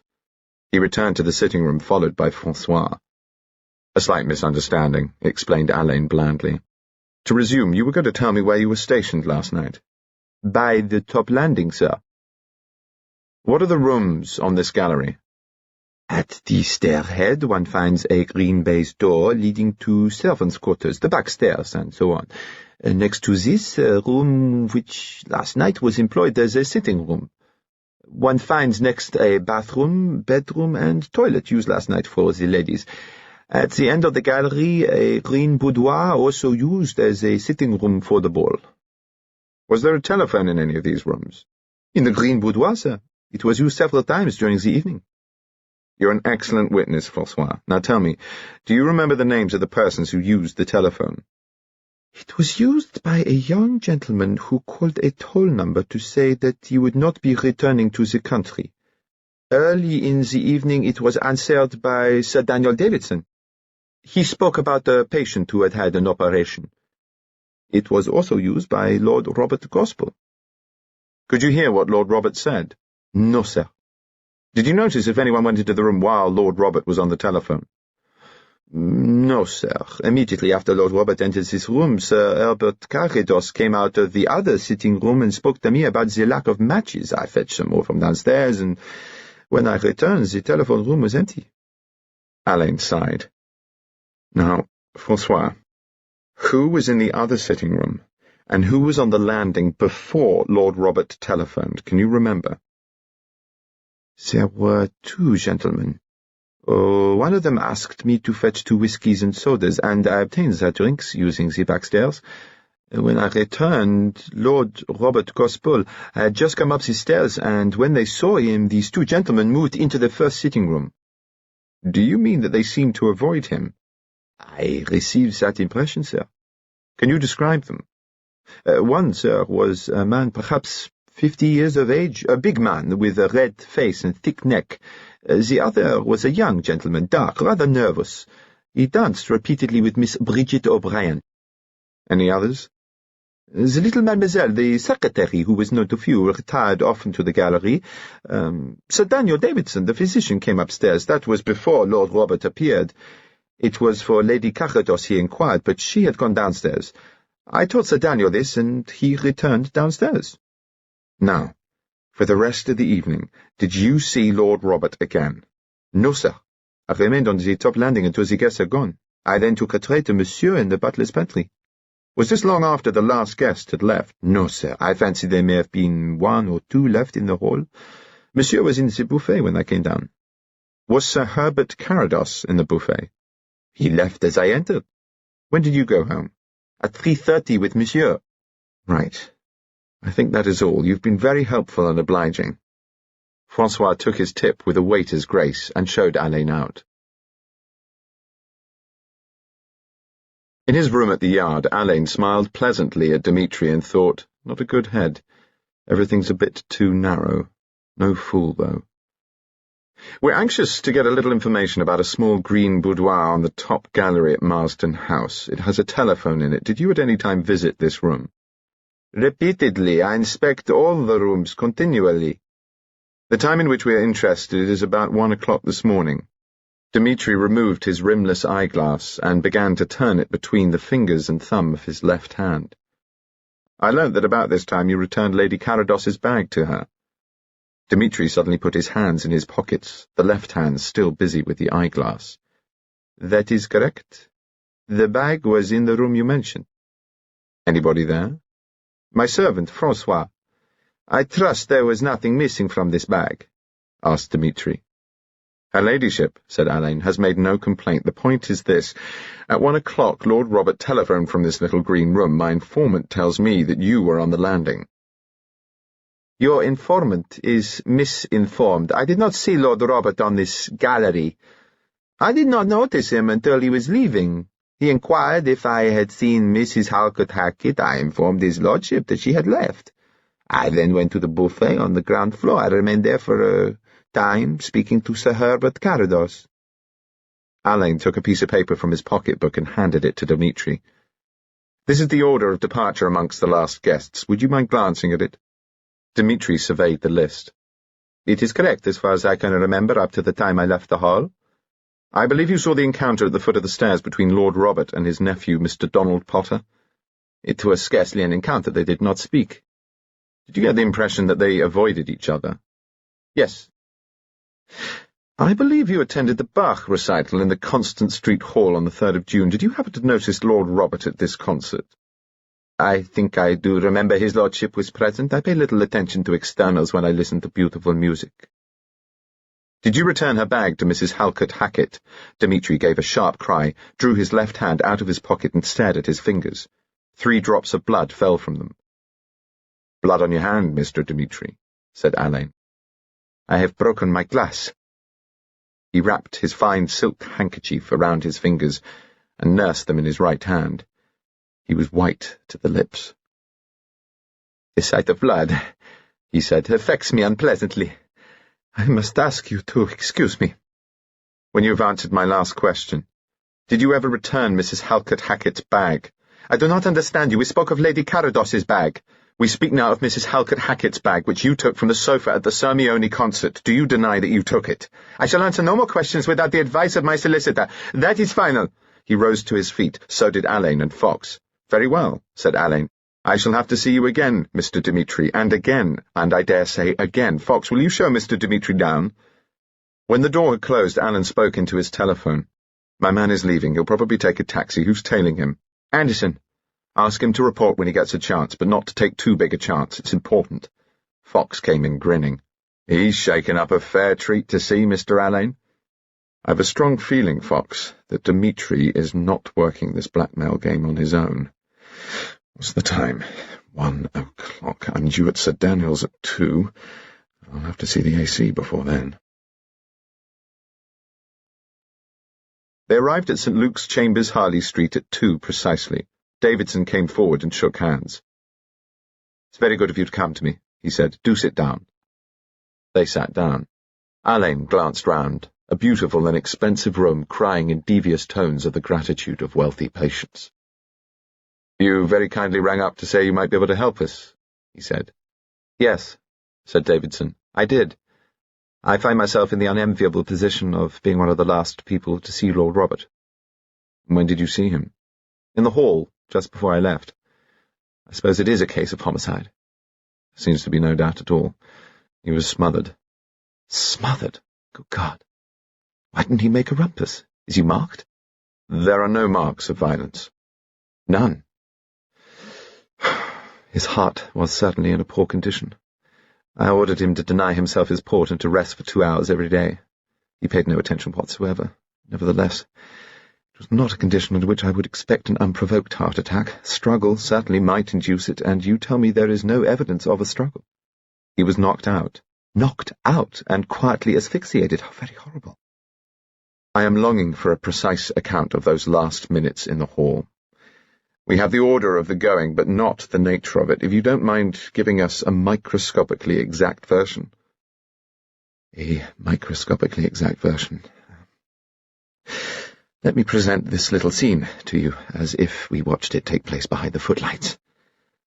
I've shaken hands with my host and hostess, where the double flight of stairs meet in the gallery outside the ballroom. I come down the left-hand flight of stairs. In the hall are scattered groups of people. I notice an old lady whom I wish to avoid. I dart into the men's cloakroom. The only other men in the cloakroom are obviously engaged in an extremely private conversation." "Who are they?" asked Alleyn. "Captain Withers, and that pleasant youth, Donald Potter. In sheer decency, I am forced to leave. Lucy Lorimer. Tiens, there I go." "It's all right," said Alleyn. "I know all about Lucy Lorimer." I pull up my scarf and lurk in the doorway, waiting for her to go.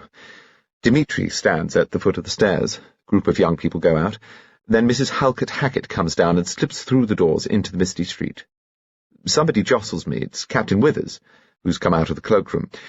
I turn to receive his apologies and find his attention is fixed on Lord Robert Gospell, who has begun to descend the stairs. Then he too thrusts his way through a party of chattering youngsters and goes out. Before I've taken 3 steps, young Donald Potter comes out of the buffet with Bridget O'Brien. Donald Potter says what is no doubt a word of farewell to Bridget, and then he, too, goes out by the front entrance. Without speaking to his uncle? Yes. And Lord Robert is asking in that very penetrating voice of his if Dmitri has seen Mrs. Halkett Hackett, the last thing I see or hear before the doors close behind me. "That was a very vivid little scene," said Alleyn. "When you got outside the house, did you see any of the others, or had they all gone?" "The party of young people came out as I did. To my horror, I saw a Rolls-Royce on the other side of the road. The window was down, and there was Lucy Lorimer. 'Sir Daniel, nothing for it but to cross the road. Sir Daniel, I've waited for you. Something most important. I shall drive you home, and on the way I can tell you.' I think furiously, and by the time I reach her window I am prepared. 'Lady Lorimer, forgive me, not a moment to spare. The Prime Minister, a sudden indisposition.' And while she still gapes, I turn and bolt like a rabbit into the mist." For the first time since the tragedy, Alleyn laughed. Davidson went on. "I ran," pursued by that voice, offering, no doubt, to drive me like the wind to Downing Street. Mercifully, the mist thickened. I shrank into the shadows. The Rolls-Royce passed. I crept out. At last, a taxi. It was coming behind me. Then voices, but indistinguishable. The taxi stopped, came on towards me, engaged. I walked on. I walked from Belgrave Square to Cadogan Gardens, and I assure you, my dear Mr. Alleyn, I felt like a middle-aged harlequin in search of adventure. Which way did you turn when you fled from Lady Lorimer?" "To my right." "How far had you run when you heard the taxi?" "Perhaps 400 yards." You tell us you heard voices. Did you recognize them? I thought at first that one was a woman's voice, and then I thought it was a man's. It was a high-pitched voice. And the other? Definitely a man's. Sir Daniel, did you happen to see the caterer, Dmitri, return her bag to Lady Carados? I don't think so. I noticed that bag. It has a very lovely emerald and ruby clasp, an old Italian setting, and much too choice a piece to bedizen a bit of tinsel nonsense. But nowadays people have no sense of congruity in ornament. I saw in a room at Marsden House last night a Cellini medallion. And to what base use do you imagine it had been put? I've no idea, said Alleyn, smiling. It had been sunk in a machine-turned gold case with a diamond clasp, and it was surrounded with brilliants. This sacrilegious abortion was intended as a receptacle for cigarettes. Where was this horror? In an otherwise charming green sitting room on the top landing. When did you visit this room?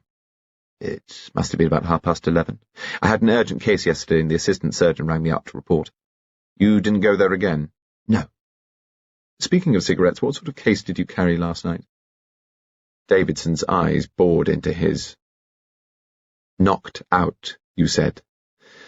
Yes, I see. On the temple. That's it, said Alleyn. Davidson pulled the flat silver case from his pocket. It was beautifully made with a sliding action and beveled edges. He handed it to Alleyn. One could strike a sharp blow with it? One could, said Alleyn. But it's got traces of plate powder in the tooling, and it's not the right kind, I fancy. Suppose the murderer had some slight knowledge of medicine and was aware of Lord Robert's condition. Would he be likely to realize how little time he needed?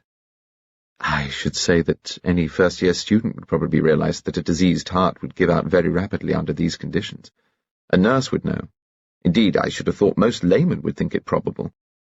The actual time to within 2 or 3 minutes might not be appreciated. Yes, thank you. Alleyn got up. I think that's everything. We'll get out a statement for you to sign if you will. I know it's difficult for you to speak of your patients under these extremely disagreeable circumstances. We'll word the beastly document as discreetly as may be. I'm sure you will, Mr. Alleyn. They shook hands, and Fox and Alleyn went out. Where do we go now? Asked Fox. I think we'd better take a look at Marsden House. Alleyn and Fox stood in the green boudoir at Marsden House and looked at the telephone. He must have sat in this chair facing the door, said Alleyn. He wouldn't have seen anybody coming because of that very charming screen. Where's the offensive Cellini conversion, I wonder? Not here. Francois might have noticed it when he was doing the ashtrays. Better ask him. He rang Francois, who knew nothing of any stray cigarette case. Alleyn sighed. All right, our job is to find out if anyone else could have come upstairs, listened to the telephone, and gone down again while Francois was in the servants' quarters. Come on, Fox, let's prowl. The lavatory turned out to be a Victorian affair with a small anteroom and a general air of gloom. The inner door was half-panelled with clouded glass. Beyond it was a bedroom that had been used as a lady's cloakroom, and at the top of the stairs the second sitting-out room. Beside the door of this room was another green baize door leading to servants' quarters and back stairs. The other side of the gallery was open, and Alleyn leant on the balustrade and stared down into the hall 2 stories below. A good vantage spot, this, he said. We'll go down now. On the next landing was the ballroom. Alleyn and Fox hunted about but found nothing to help them and went down to the hall. They went into the buffet. Look, Fox. Here's a Sherlock Holmes touch. A cigar stump lying by a long trace of its own ash. And here's the gentleman's glass beside it, and here, on the floor, is the broken band. A Corona. Alleyn sniffed at the glass. Brandy. Fox, ring up Dmitri and find out if Carados drank brandy and smoked a cigar after the party, and you might ask if we can see the Carados family in about half an hour. Then see if General and Mrs. Halkett Hackett will see us in about 2 hours. Fox padded off, and Alleyn went through the second door of the buffet into a back passage. Here he found the butler's pantry. He rejoined Fox in the hall. Mr. Dmitri, said Fox, remembered giving Sir Herbert Carados brandy from a special bottle reserved for him. We'd better print the brandy glass, said Alleyn. How did you get on? The Halkett-Hacketts will see us any time this afternoon, and Sir Herbert will see us if we go round now. He mentioned that he is a great personal friend of the Chief Commissioner. Oh, Lord, Lord, huffing grandeur. Out with the best butter and lay it on in slabs. A footman showed Alleyn and Fox into a library. Moments later, Sir Herbert came in, limping rather more perceptibly than usual, and employing a black stick. He screwed his glass in his eye and said, "Mr. Alleyn?" Alleyn stepped forward and bowed. "It is extremely kind of you to see us, sir," he said. No, said Carados. One must do one's duty, however hard one is hit. I was talking to your Chief Commissioner just now, Mr. Alleyn. Happens to be a very old friend of mine. Would you sit down, both of you? Mr. This is Inspector Fox, sir. Oh, yes, said Carados, extending his hand. Do sit down, Fox. He turned again to Alleyn. Your mother sees quite a lot of my wife, I believe. She was at Marston House last night. Alleyn said, "We are very sorry indeed, sir, to bother you after what has happened. I will be as quick as I can. I wanted first of all to ask you if you spoke to Lord Robert last night. I thought that if there was anything at all unusual in his manner, it would not escape your notice, as it would the notice of, I am afraid, the majority of people." Carados looked slightly less huffy. As a soldier man, I've had to use my eyes a bit, and I think if there's anything wrong anywhere, I'm not likely to miss it. I spoke to Lord Robert Gospell once or twice last night, and he was perfectly normal. Alleyn fixed Carados with a reverent glare. "Sir Herbert," he said, "I'm going to do a very unconventional thing, and I hope you won't get me my dismissal, as I'm sure you very easily could. I'm going to take you wholly into our confidence." Up came his head.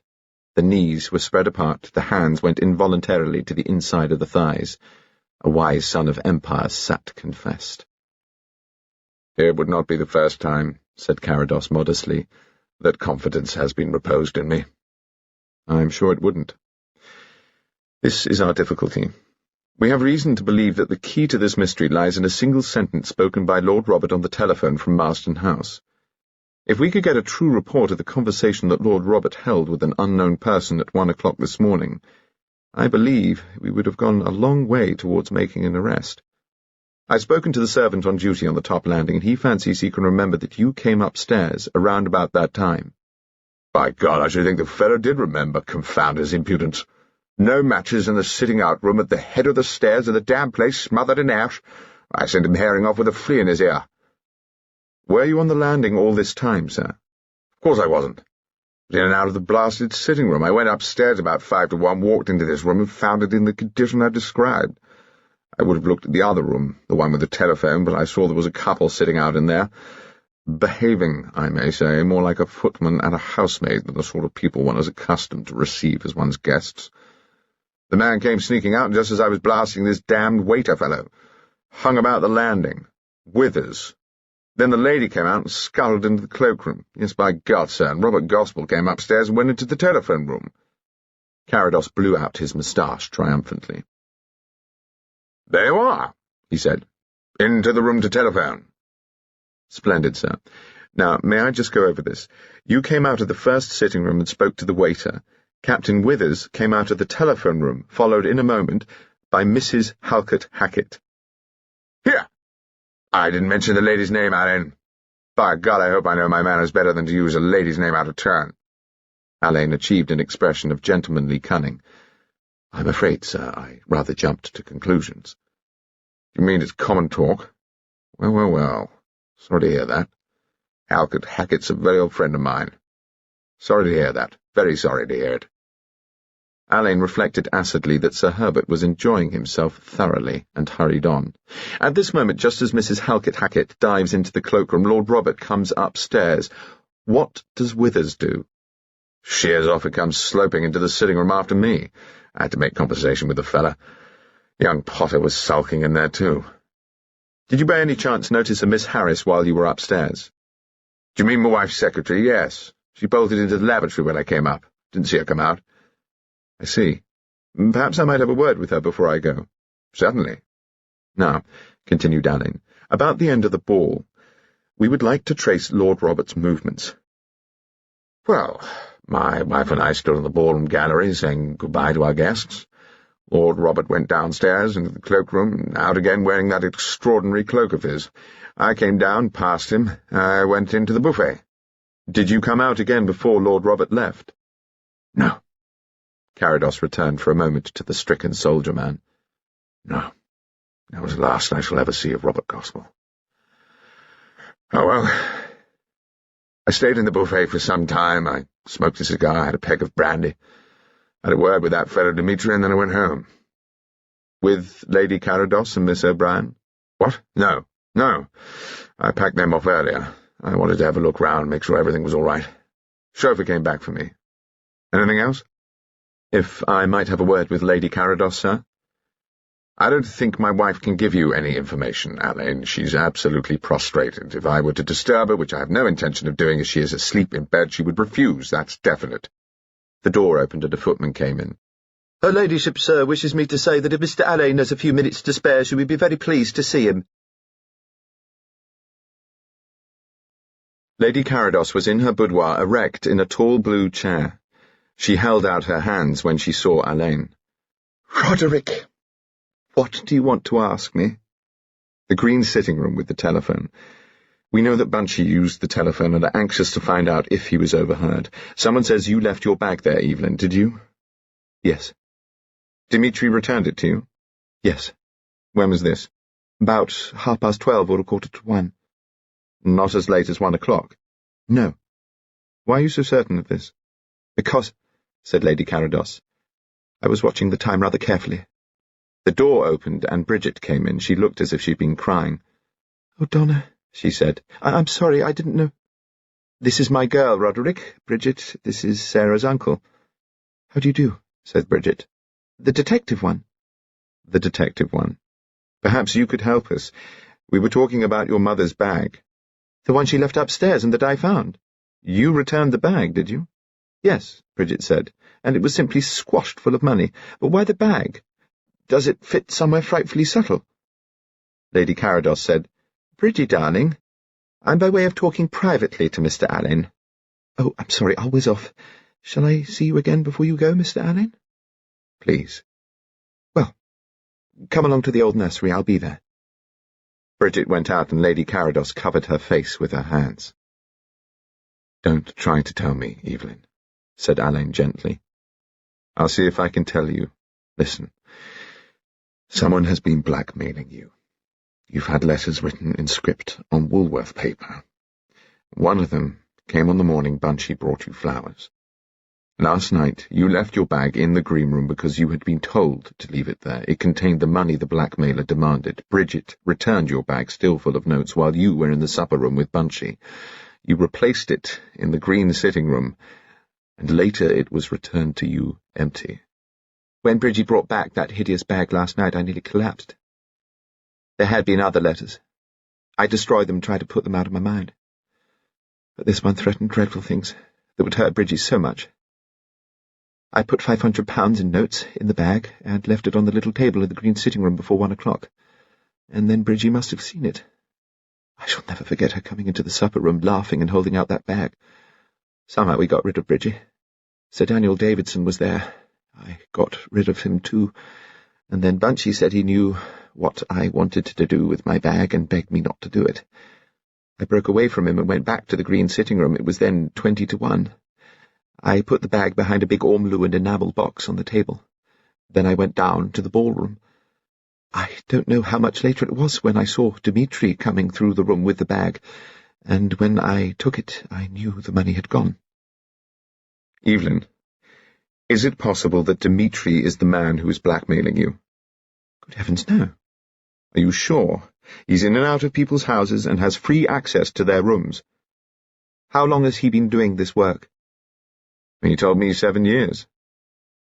My secret is more than twice as old as that. You realize, don't you, that you are not the only victim? Bunchy was actually working with us on information we had from another source, but which points directly to the same individual.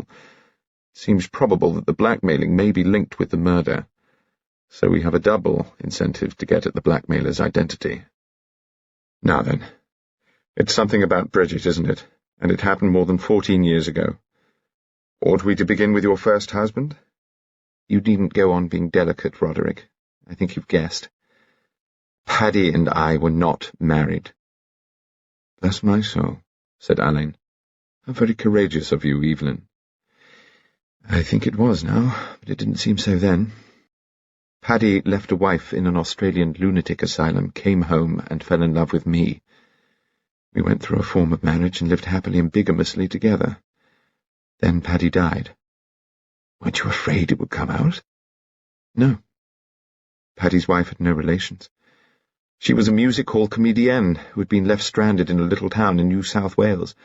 He married her there and took her to Sydney. 6 weeks later she became hopelessly insane. Paddy had not told anybody of his marriage, and he had not looked up any of his acquaintances in Sydney. When he arranged to have her put away, it was under her maiden name.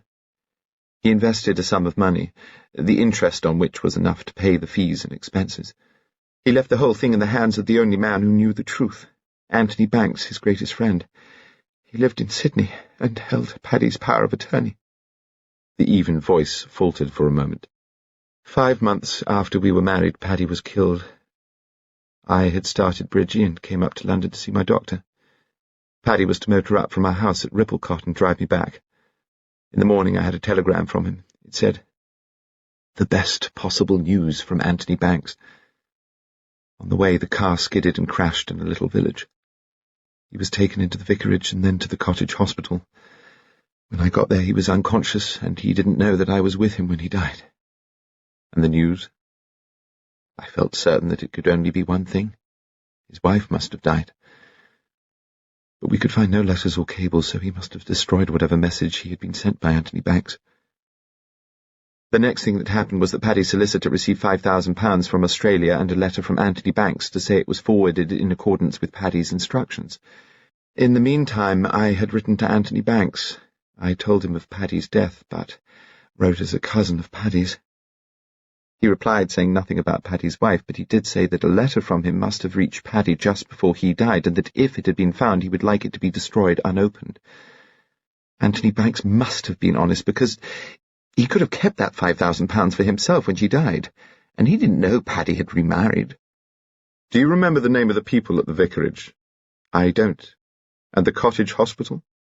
It was at Falconbridge in Buckinghamshire. Dr. Bletherley was an elderly man with a face like a sheep, and the nurses were charming. She looked steadily at Alleyn. "You can see now," she said, "why I would go almost to any length to keep this from Bridget." "Yes," said Alleyn. "I can see." Alleyn saw Bridget in her old nursery, which had been converted into a very human sitting room. "I want to talk to you about last night, if I may. You knew Lord Robert pretty well, didn't you?" "Yes. He was a great friend of Donna's." "I suppose you think I'm being hard and modern about him. I'd have been sorrier if it had happened longer ago. Doesn't mean I'm not sorry, I am. We all loved him. But I found out I didn't really know him well. He was harder than you'd ever believe. But I feel I'd give anything to be able to tell him I'm sorry." "Sorry for what?" "For not being nicer to him last night. I snubbed him because he was so beastly to his nephew, who happens to be rather a particular friend of mine." "Yes, I know about that. Don't you think it's possible that Donald was rather hard on his uncle?" "No, I don't. Donald's a man now. He's got to stand on his own feet and decide things for himself. Bunchy simply wouldn't understand that." "Do you like Captain Withers?" asked Alleyn suddenly. "What?" Bridget became rather pink. "I can't say he's exactly my cup of tea, but he's a marvellous dancer, and Donald said Wits is a terribly good businessman. He's been frightfully nice about advising Donald, and he knows all sorts of people who could be useful." "Useful in what way?" "Donald is going in for medicine, isn't he?" "Well," Bridget hesitated. "That was the original idea, but Wits rather advises him not to. They've thought of starting a new nightclub. Wits has got wonderfully original ideas." "Yes, I can quite imagine it. He's doing quite well with the place at Leatherhead, isn't he? Why doesn't he take Donald in there?" Bridget looked surprised. "How did you know about that?" she asked. "Well, Donald says it's just a small men's club, more for fun than to make money." "Have you spoken to Donald since his uncle died?" Bridget clenched her hands and thumped them angrily on her knees. He rang me up. I just got to the telephone when Bart came in, took the receiver from me. He sympathised with Donald, and then he said, "If you don't mind, an old fellow, I think it would be better if you didn't communicate with my stepdaughter for the time being and put the receiver down." I stormed at him, but we were in Donna's room, and she was so upset I had to promise I wouldn't write or anything. It's so beastly unfair, and it's all because Bart's afraid of all the reporters and scandal. And if he thinks I'm going to give Donald up, he's jolly well got another thing coming. You engaged? No. We're waiting till Donald begins to earn. And how much must Donald earn before he is marriageable? You don't put it very nicely, do you? I suppose you think I'm hard and modern and beastly. Donald is his uncle's heir, you know. Don't you dare, she said, her eyes flashing. And don't you go putting ideas into people's heads by getting on the defensive before you've been given cause, said Alleyn, very firmly indeed. Now then, 3 or 4 official questions, if you please. Did you sit out in the green sitting room on the top gallery between 12 and 1? I was up there with Donald until after most people had gone into the supper room. We both came down together. That was when I returned her bag to Donna. Donna asked me to fetch her smelling salts. I ran upstairs to the ladies' cloakroom. Donna's maid Sophie was there. I got the smelling salts from Sophie, ran downstairs. I couldn't find Donna, but I ran into Bunchy, who said she was all right again. Did you go up to the green sitting room again? Donald and I went up towards the end of the party. Did you at any stage of the proceedings leave your cigarette case in that room? Bridget stared at him. I haven't got a cigarette case. I don't smoke. Do you know if anybody overheard Bunchy telephone from that room at about 1 o'clock? I haven't heard of it. Have you asked Miss Harris? She was on the top landing a good deal last night. I'll have a word with her. That's all then, he said. Thank you so much, Miss Bridget. You take care of your mother, who needs you rather badly just now. Encourage your young man to renew his studies, and if you can, wean him from Withers. Goodbye now. I'm off. Miss Harris was neither plain nor beautiful, short nor tall, dark nor fair. No wonder that few people had noticed her at Marston House. She was not in the least nervous. May we have your name and address? Certainly, Mr. Alleyn. Dorothea Violet Harris. Address, town or country? Both, please. Town, 57 Ebury Mews, SW. Country, the Rectory, Barbican Bramley, Bucks. Now, Miss Harris, I wonder if you can give me any help in this business. To his intense astonishment, Miss Harris opened her pad she had brought with her, and he could see a column of shorthand hieroglyphics. She cleared her throat. At about 12:30, she began, I met Lord Robert Gospell in the hall. I was speaking to Miss O'Brien. He asked me to dance with him later in the evening. I remained in the hall until 1:45. I happened to glance at my watch. I then went upstairs to top landing, remained there, and went down to ballroom landing before 1:30. Lord Robert Gospell then asked me to dance. We danced. 3 successive dances with repeats. Lord Robert introduced me to several of his friends, and then he took me into the buffet. We drank champagne. He then remembered that he had promised to dance with the Duchess of Dorminster. He took me to the ballroom and asked for the next Viennese waltz. Lord Robert danced with the Duchess, and then with Miss Agatha Troy, and then with 2 ladies whose names I do not know. The band played the Blue Danube. Lord Robert saw me. We danced together and revisited the buffet. I noticed the time.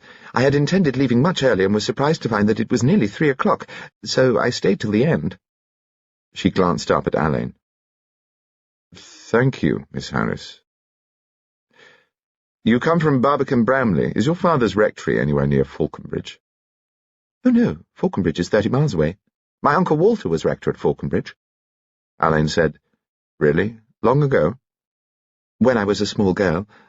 He's retired now and lives in Barbican Bramley. All the Harrises live to ripe old ages. Lord Robert remarked that many of the clergy do. He said longevity was one of the more dubious rewards of virtue. Alleyn could hear the squeaky voice uttering this gentle epigram. Yes. Now, look here, Miss Harris. We're coming to something rather important. You tell me you went up to the top landing between, say, 1:45 and 1:15. Whereabouts were you? Miss Harris turned purple. Well, I mean to say I went into the ladies' cloakroom on the landing to tidy, and then I sat on the gallery again. I think I remember seeing Captain Withers and Mr. Potter through the sitting-room door as I passed to go downstairs. Lord Robert was in the telephone room. How do you know that? I heard him. From the cloakroom? I mean, The room between the cloakroom and the telephone room, perhaps, said Alleyn, mentally cursing the extreme modesty of Miss Harris. Yes, said Miss Harris, looking straight in front of her. When did you go into this lady's room? As soon as I got upstairs, said Miss Harris. Captain Withers was just coming out of the green sitting room. I think there was a lady in there, and I noticed Sir Herbert in the other sitting room. And then you went into the ladies' room? Yes, admitted Miss Harris, shutting her eyes for a moment. How long did you remain in this room? He asked. White to the lips, Miss Harris gave a rather mad little laugh. Oh, she said. Oh, quite a time, you know. And while you were there, you heard Lord Robert telephoning in the next room? Yes, I did. She's looking at me, thought Alleyn, exactly like a trapped rabbit. Do you suppose the lady you had noticed was still in the green room when he began telephoning? No, I heard her come out, and she tried to...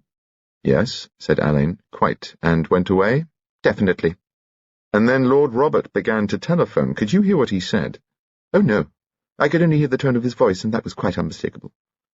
Yes, said Alleyn encouragingly. Now, did you hear the end of the conversation? Oh, yes. Someone came into the room. I heard Lord Robert say, "Oh, hello," and almost immediately I heard the telephone tinkle, so I knew he'd rung off. And the other person, was it a man? Yes. Could you, said Alleyn, recognize this man? Oh, no, cried Miss Harris. No, indeed, Mr. Alleyn. You returned to the landing? Not immediately. No, when I did return, they'd both gone. I mean, when I finally returned. Of course, Lord Robert went before. And the other man? It was most unfortunate. Little mistake. I mean, as soon as he realized it was the wrong door, he went out again, naturally. The inner door being half glass made it even more unfortunate, though, of course, there being two rooms was better for all concerned than if it was the usual arrangement. I think I understand. While you were still in the inner room, the man who had interrupted Lord Robert's telephone conversation came out of the green sitting room and blundered through the wrong door into the anteroom of the ladies' lavatory. That it? Miss Harris blanched at the unfortunate word, but nodded her head. Why are you so sure it was this same man, Miss Harris? Well, because I heard their voices as they came to the door of the next room, and then Lord Robert's voice on the landing, and then it happened. I think perhaps he was feeling unwell. The shape of him, put its hands to its face, and it swayed towards the glass partition, and for a moment leant against it. Thank God, said Miss Harris with real fervour, I had locked the door. Still, you did not recognize him? No. Well, said Alleyn, what happened next? He moved away, and I heard the outer door shut. And at last you were able to escape. I waited for a moment. Miss Harris looked carefully at Alleyn. Perhaps she saw something in his eyes that made her feel, after all, her recital had not been such a terrible affair. It was awkward, she said. Wasn't it? Honestly. Honestly, said Alleyn, it was. Then your idea is, said Fox as they headed again for Belgrave Square, that this chap in the WC was the murderer. Yes, Fox, there's no earthly reason why an innocent person should not admit to interrupting the telephone call, and nobody has admitted to it. I'm afraid we'll have to go again through the whole damn boiling and ask every man jack if they burst across the threshold of Miss Harris's outer sanctuary. And now we have a delightful job ahead of us. We're going to try to bamboozle, cajole, or bully Mrs. Halkett Hackett into giving away her best young man. Charming occupation. And here we are at Halkin Street. The Halkett Hacketts of Halkin Street. An important collection of aspirates and rending consonants. They were shown into a study smelling of leather and cigars, and waited for 5 minutes before General Halkett Hackett walked into the room. "Hello! Afternoon! What?" he shouted. His face was terracotta, his moustache formidable, his eyes china blue. He was the original ramrod brass hat, the subject of all army jokes, kindly or malicious. "Sit down. Damn beggarly killer. Place is getting better than Chicago. Well, what can I do for you?" "Answer 1 or 2 questions, if you will, sir." "Of course I will." "Well, sir, did you walk into the green sitting room on the top landing at 1 o'clock this morning while Lord Robert Gospell was using the telephone?" "No, nowhere near the place. Next." "What time did you leave Marsden House?" "Between 12 and 1. My wife's charge had toothache. Brought her home." "Did you return to Marsden House?" "Why the devil should I do that?" "I thought perhaps your wife was—" "My wife preferred to stay on. Matter of fact, Robert Gospell offered to see her home. He didn't do so, however. She tells me they missed each other. And you, sir, you saw Miss... Birnbaum, Rose Birnbaum, poor little devil, call her Poppet. Miss Birnbaum, in. Did you stay up? To Alleyn's astonishment, the General's face turned purple with embarrassment. He blew out his moustache several times and blinked. At last he said, I did take a turn round the square before I went to bed. Always do. I saw the child to her room, then I came down here. I'm getting an old fellow, and I don't much enjoy the small hours. Looked at the clock. It was 2:30. I sat in this chair, trying to make up my mind to go to bed. Couldn't. So, took a walk around the square. That's excellent, sir. You may be able to give us the very piece of information we're after. Did you by chance notice anybody hanging about in the square? No. Did you meet anybody at all? Constable. Alleyn glanced at Fox. P.C. Titheridge, said Fox. The General said, Right, that's all I can tell you. When I got in again, I went straight to bed. Your wife had not returned? No, said the General. She had not. Thank you very much, sir. And now, if I may, I'd like to have a word with Mrs. Halkett Hackett. Up went the General's chin again. Very good. I'll tell her, he said, and marched out of the room. Crikey, said Fox. That's Halkett Hackett, that was, said Alleyn. Why the devil is the funny old article in such a stew over his walk around the square? What did the PC say? Said he noticed nothing at all suspicious. Never mentioned the General. I'll have a word. Alleyn and Fox stood up as Mrs. Halkett Hackett made her entrance. Why, Inspector, do you know I never realized that the day I called about my poor friend's troubles, that I was speaking to Lady Alleyn's famous son. Inwardly writhing under this blatant recognition of his snob value, Alleyn shook hands and instantly introduced Fox, to whom Mrs. Halkett Hackett was insufferably cordial. They all sat down. Alleyn said, I think we may as well begin with that same visit to the yard. The business we talked about on that occasion seems to be linked with the death of Lord Robert Gospell. She sat bolt upright, and he knew she was terrified. But that's absurd. My friend— Mrs. Halkett Hackett, said Alleyn, I'm afraid we must abandon your friend. We realize beyond all doubt you yourself were the victim of these blackmailing letters. Alleyn decided to take a risk. I have already spoken to Captain Withers. My God, has Morris confessed? Captain Withers has confessed nothing, and he thought, does she realize the damage she's done? But I don't mean that, Mrs. Halkett Hackett gabbled. You trapped me, it's not fair. What might Captain Withers have confessed? That he was the author of the letter your blackmailer had threatened to use, is that it? I won't answer, I won't say anything more. What conclusion am I likely to draw from your refusal to answer? Believe me, you take a very grave risk if you refuse. Have you told my husband about the letter? No, nor shall I do so if it can be avoided. Come now. Captain Withers is the author of this letter, isn't he? Yes, but— Did you think he had confessed as much? Why, yes, but— And you suppose Lord Robert Gospell to have been the blackmailer? No, said Alleyn. Lord Robert was not a blackmailer. Mrs. Halkett Hackett, when did you first miss this letter? About 6 months ago, after my charade party in the Little Season. Where did you keep it? In a trinket box on my dressing table. Did you suspect your maid? No. She's been with me for 15 years. She's my old dresser. I know she wouldn't do it. Have you any idea who could have taken it? I can't think. Except that for my charade party I turned my room into a buffet, and the men moved everything around. But Dmitri superintended the whole time. I don't believe they had an opportunity. I see, said Alleyn. Following our advice, you carried out the blackmailer's instructions and left your bag in the corner of the sofa at the Constant Street Hall. It was taken. Because Lord Robert deliberately sat next to you, you came to the conclusion that Lord Robert took the bag and was therefore your blackmailer. Why did you not report to the police the circumstances of the affair at the concert? Were you advised to let the case drop as far as the yard was concerned by Captain Withers? I see. That brings us to last night. I must ask you if Captain Withers agrees with your theory that Lord Robert was a blackmailer. He simply warned me against Lord Robert. In view of the sums of money the blackmailer demanded, did you think it advisable to keep up your friendship with Captain Withers? She wetted her lips. Our friendship is partly a business relationship. Morris, Captain Withers, has very kindly offered to advise me, and I mean right now Captain Withers has in mind a little business venture in which I am interested. This venture of Captain Withers is, of course, the club at Leatherhead, isn't it? Why, yes, but— Now then, said Alleyn quickly, about last night. Lord Robert offered to see you home, didn't he? You refused or avoided giving an answer. Did you go home alone? She might as well have asked him how much he knew, so clearly did he read the question in her eyes. Mrs. Hackett, do you want an alibi for yourself and Captain Withers, or don't you? She opened her mouth once or twice like a gaping fish, looked wildly at Fox, and burst into tears. Alleyn waited while scarlet claws scuffled in an elaborate handbag. Out came a long piece of monogrammed tulle. She jerked at it violently.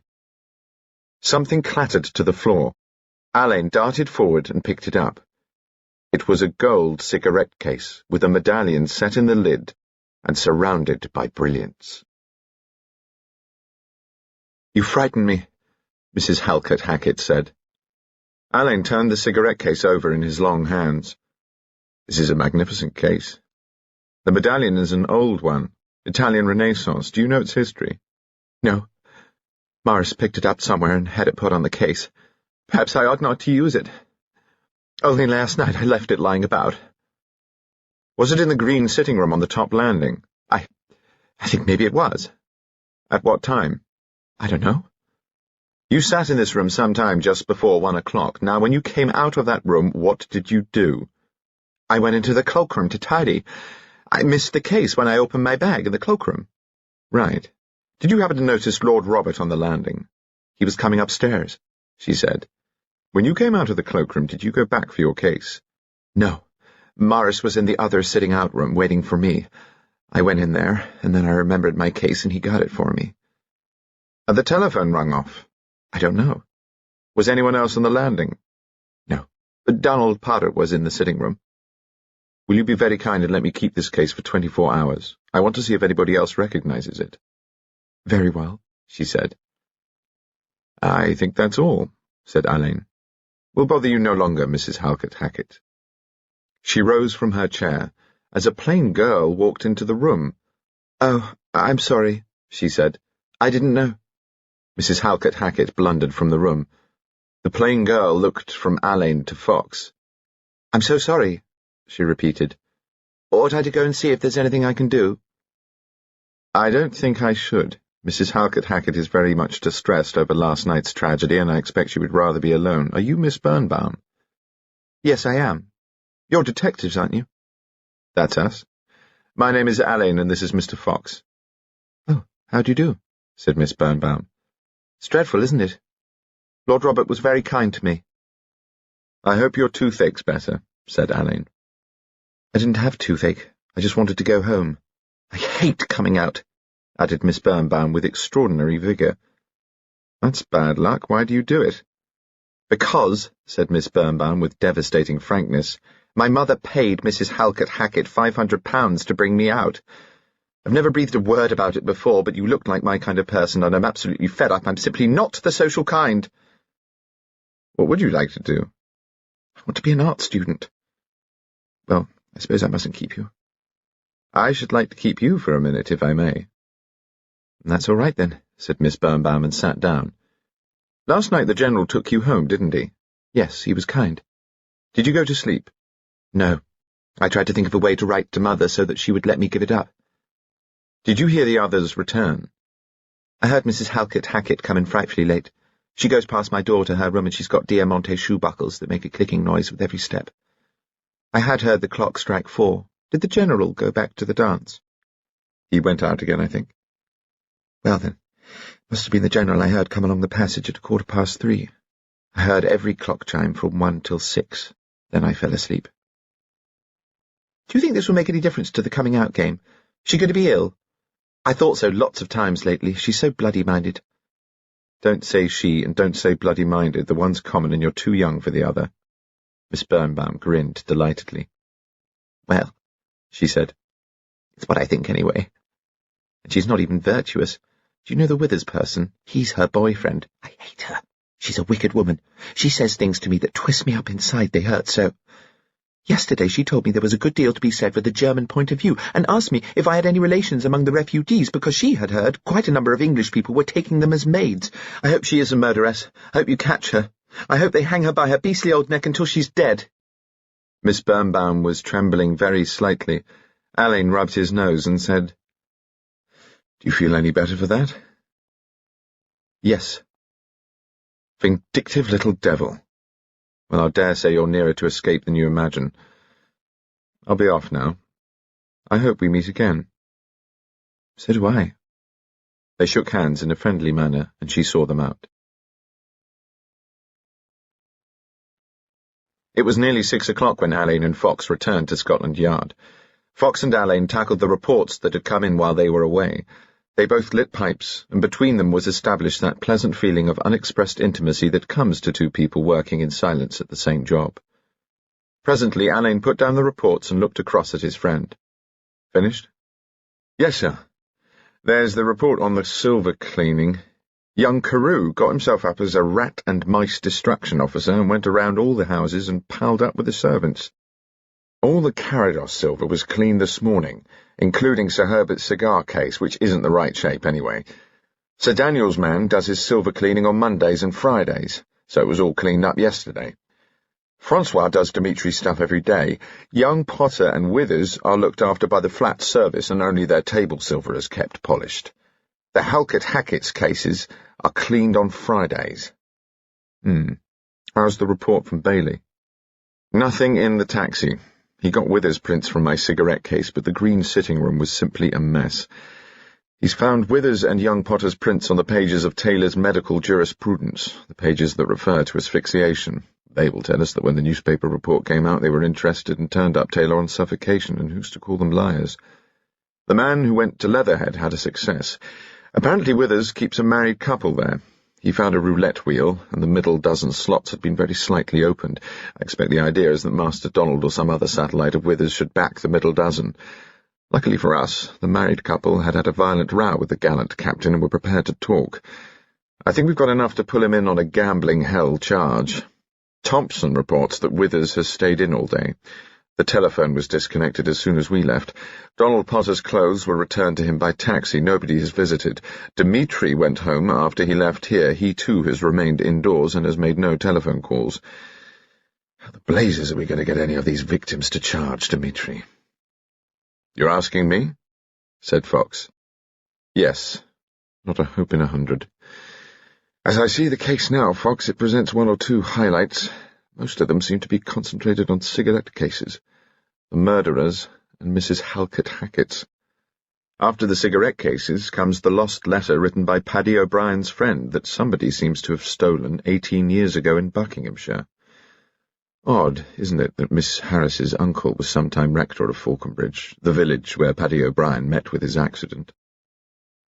I think our next move is to go down to Barbican-Bramley.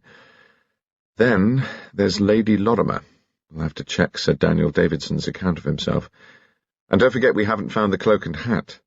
Fox said, "What would anyone do with a cloak and a hat if they wanted to get rid of them?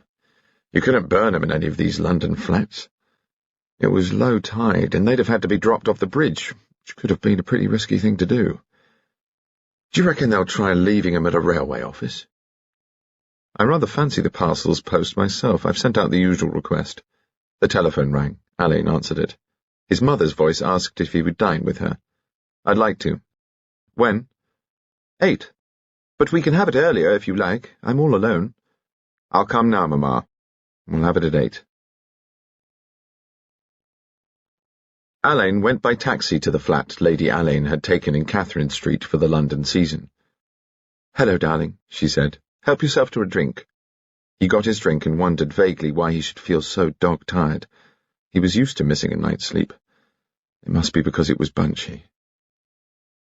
"He had a great deal of charm," said Alleyn aloud. "Yes, a great deal of charm. I suppose Mrs. Halkett-Hackett comes into the picture, and Withers?" "What makes you think so?" "He had his eye on them, both there and at the Halkett-Hackett's cocktail party. Evelyn Carados, too." "We'd better change jobs, darling. You can go into the yard and watch people having their eyes on each other, and I'll sit in chaperone's corner and make conversation with Lady Lorimer. I've got to see her sometime soon, by the way. She's got to supply half an alibi for Sir Daniel Davidson. He was the last man to leave before Bunchy. Well, I can easily ring her up and ask her to tea. She shouts so loudly you need only sit beside me to hear every word. All right, said Alleyn. Let's try. Ask her if she saw anything of Bunchy as she was leaving. Lady Lorimer's telephone was persistently engaged, but at last they got through. Is that you, Lucy? My dear, shouted the receiver, I'm so glad. I've been longing to speak to you. Too awful. And you know he was to dine with me tonight. I shall never forgive myself, of course, that I did not offer to drive him, and as it turned out, with the Prime Minister being so ill, I might have done so. I can't describe the agony, Helena. I felt Sir Daniel must examine me without losing a moment, and then I saw him coming out of the door. Sir Daniel! Sir Daniel! He crossed the street and was extremely agitated. The Prime Minister had developed some terrible complaint. Mad! Said Lady Alleyn to her son. I can't tell you how much it has upset me, but I hope I know my duty, Helena, and having just recollected that your boy was a constable, I said to myself that he should learn of this extraordinary man, whom I'm firmly persuaded is an assassin. What other explanation can there be? Sir Daniel Davidson, exclaimed Lady Alleyn. Good heavens, Helena, are you mad? How could it be my poor Sir Daniel, who was already on his way to Downing Street? Do you remember a play called The Face at the Window? I assure you I screamed aloud. The nose was flat and white, and the moustache quite frightful. The eyes rolled. I could do nothing but clutch my pearls. Go away! I screamed. My chauffeur, fool that he is, had seen nothing, and by the time he roused himself it had disappeared. Alleyn held a sheet of paper before his mother's nose. On it he had written, "Ask her who it was." "Have you any idea who it was, Lucy?" asked Lady Alleyn. "There is no doubt whatsoever in my mind, Helena. The Peeping Tom of Peckham. Though how he has managed to go there every night from Halkin Street." Alleyn gave a stifled exclamation. "There is no doubt that his wife's appalling behaviour has turned his head. He suspected poor Robert Gospell. You must have heard how he asked her to let him take her home. No doubt he was searching for them. The jury will bring in a strong recommendation for mercy, or perhaps they will find him guilty but insane, as no doubt he is." "Lucy, whom are you talking about?" "Don't be a fool, Helena. Who should it be but George Halkett Hackett?" "Well, Roderick," said Lady Alleyn when she had got rid of Lucy Lorimer, "seems to me that Lucy has at last gone completely insane. Do you for an instant suppose that poor old General Halkett Hackett is the Peeping Tom of Peckham? The whole thing's preposterous." "It's so preposterous that I'm afraid it must be included in my dreary programme. Would you care to come to a nightclub with me, Mamma?" "No, thank you, Rory." "I thought not. I must go alone to the Matador. Then I'll go home and to bed. May I use your telephone?" Alleyn rang up Fox and asked him if he'd seen the constable on night duty in Belgrave Square. "Yes," said Fox. "He says he didn't report having seen the General because he didn't think anything of it, knowing him so well." "When was this?" "About 3:20. Our chap says he didn't notice the General earlier when he took the young lady home, and one of these link men has reported he noticed a gentleman in a black overcoat with a white scarf pulled up to his mouth and a black trilby hat standing for a long time in the shadow on the outskirts of the crowd. Thinks he had a white moustache. I thought I'd arrange for this chap to get a look at the General and see if he can swear to him." "You do. I'm going to go to the Matador and then home. Ring me up if there's anything."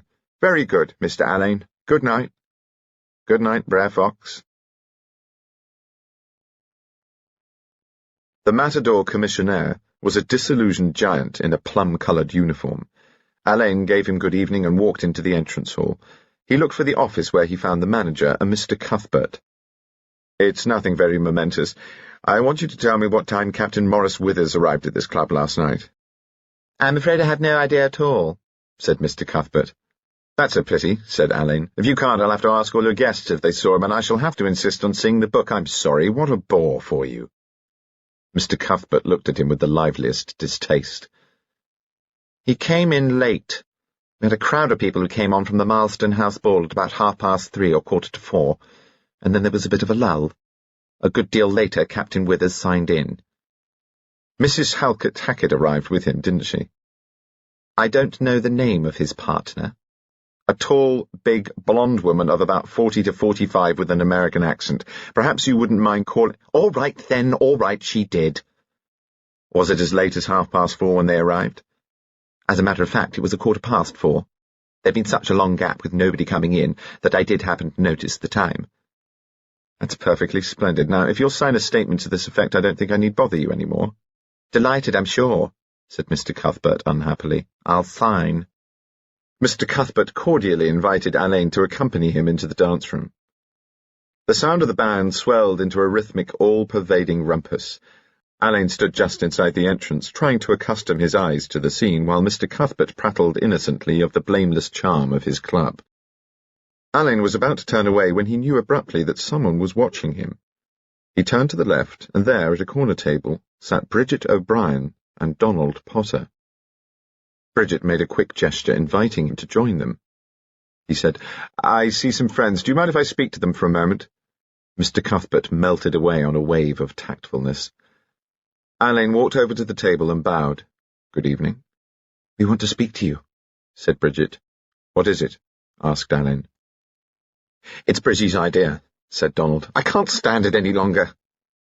"He's got nothing to fear," said Bridget. "I've told him—" "Look here," said Alleyn. "This doesn't seem a particularly well-chosen spot for the kind of conversation that's indicated. The manager here knows I'm a policeman, so we better not leave together. Here's my address. Come along in about 15 minutes. Alleyn walked restlessly about his sitting room. He was fond of this room. It had a contradictory air of monastic comfort that was, if he had realized it, a direct expression of himself. Dürer's praying hands were raised above his mantelpiece. At the other end of the room, Troy's painting of the wharf at Suva uttered in sharp, cool colours a simple phrase of beauty. He had bought this picture secretly from one of her exhibitions, and Troy did not know that it hung there in his room. A taxi came up the cul-de-sac and stopped. The door banged. He heard Bridget's voice and went to let them in. He was reminded vividly of two small children entering a dentist's waiting room. Donald was the victim, Bridget the not-very-confident escort. Alleyn produced cigarettes and, remembering they were grown-ups, offered them drinks. Bridget refused. Donald, with an air of grandeur, accepted a whiskey and soda. "Now then," said Alleyn. "What's it all about?" Bridget turned to Alleyn. "When we met tonight," she began, "I made Donald tell me exactly what he knows about Wits. Well, Wits is a crook. Isn't he, Donald? Because he runs a gambling hell at Leatherhead, and Donald said he'd go in with him, only he didn't know then how crooked Wits was. And then Donald lost money to Wits, and couldn't pay him back, and Wits said he'd better stand in with him because he'd make it pretty hot for Donald if he didn't. And then when he quarrelled with Bunchy and went to live with Wits, he found out that Wits was worse of a crook than ever. He was getting money from a woman. Do I have to tell you who she was?" "Was it Mrs. Halkett Hackett?" "Yes. Well, anyway," said Bridget, "this afternoon Donald's things came back from Wits's flat. When he unpacked them, he saw one book was missing." "The first volume of Taylor's Medical Jurisprudence?" Donald wetted his lips and nodded. That upset Donald awfully, because after they read the papers this morning, Donald and Wits had an argument about how long it took To asphyxiate anybody?" asked Alleyn. "Yes, and Donald looked it up in his book." "Did Captain Withers handle the book?" Donald said, "Yes, he did. He read a bit of it and then lost interest. He thought it would have taken longer, he said." Donald was puzzled about the book not arriving and about Wits telling him not to come to the flat, so he rang up.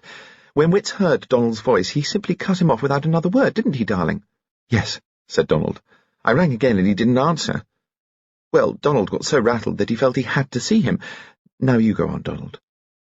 With unsteady fingers, Donald lit a fresh cigarette. "When I walked into the sitting room, he was lying on the divan bed. I said I wanted to know why he'd behaved as he did. I said something about you, sir, and in a split second he was on his feet. I thought he was going to start a fight. He asked me what the bloody hell I'd said to you about him. I said I'd avoided speaking about him as much as possible, but he began to ask all sorts of questions. God, he did look ugly. He said that unless I kept my head and held my tongue, he'd begin to talk himself. He said that after all I had quarrelled with Uncle Bunch, and I had been in debt, and I was Uncle Bunch's heir. He said if he was in this thing up to his knees, I was in it up to my neck. He pointed his flat finger at my neck. Then he told me to remember, if I didn't want to commit suicide, that when he left Marston House, he went to his car and drove to the Matador. I was to say that I'd seen him drive off with his partner. Did you see this? No, I left after him. He stopped and took a deep breath. After seeing Wits this evening, I believe he murdered my uncle. Proof? I've none. Only the way he spoke tonight. It seemed enough to bring me here when I might have kept quiet. The telephone rang. Alleyn answered it. Roderick, is that you? It's Evelyn Carados. Roderick, I'm so worried. Bridgie has gone out without saying a word to anyone. I'm so terrified she's done something wild and foolish. Thank heaven Herbert's out at a regimental dinner at Tunbridge. It's all right, Evelyn, said Alleyn. Bridget's here with me. She wanted to talk to me. She's quite all right. I'll bring her back. Is Donald Potter there? Yes. But why? Roderick, I want to see you. I'll come and get Bridget, may I?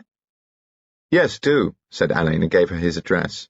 He hung up the receiver and turned to find Bridget and Donald looking very startled. "Donna," whispered Bridget. "Oh, golly." Your mother won't be here for 10 minutes, said Alleyn. Look here, Donald, I want a full account of this gambling business. If I put you in another room, will you write one for me? It will, I hope, lead to Captain Wither's conviction. I'll do it. Alleyn took him into the dining room and settled him there with pen and paper, and returned to find Bridget looking very frightened. Does Bart know? No, but your mother's been very worried. Well, that's not all me. You may not have realized what a temper Bart's got. I didn't until I was about 15. Donna had been ill, and she was sleeping very badly. I said we must have Sir Daniel. I went downstairs into Bart's study because I told the butler to show Sir Daniel in there, and then Sir Dan came in and I told him about Donna. Did you notice in the study there's a French escritoire thing on a table? Yes. Well, Sir Dan adores old things, and he raved about it and said it was a beautiful piece, and told me when it was made and how they used sometimes to put little secret drawers in them, and you just touch a screw and they fly out. So when Sir Dan had gone up to Donna, I tried prodding the screws with a pencil, and a little drawer did fly out triangularly. Sort of. There was a letter in it. I didn't touch it, but while I was looking at the drawer, Bart came in. He went absolutely stark ravers, took hold of my arm and twisted it so much I screamed, and then he called me a little bastard. I believed he'd have hit me if Sir Dan hadn't come down. Sir Dan had one glance at my arm, I had short sleeves, and then he said in a lovely, dangerous sort of voice, "Are you producing another patient for me, Carados?" Bart banged the little drawer shut, and tried to pretend I'd slipped on the polished floor and he'd caught me by the arm. When Sir Dan had gone, Bart apologised to me and said he was really terribly nervy and had never recovered from the war, which was pretty good, as he spent it in Tunbridge Wells. He said there was a letter from his mother in the drawer, and it was very sacred. He's never forgiven me, and I've never forgotten. My private belief is there was something about his miserable past in that drawer.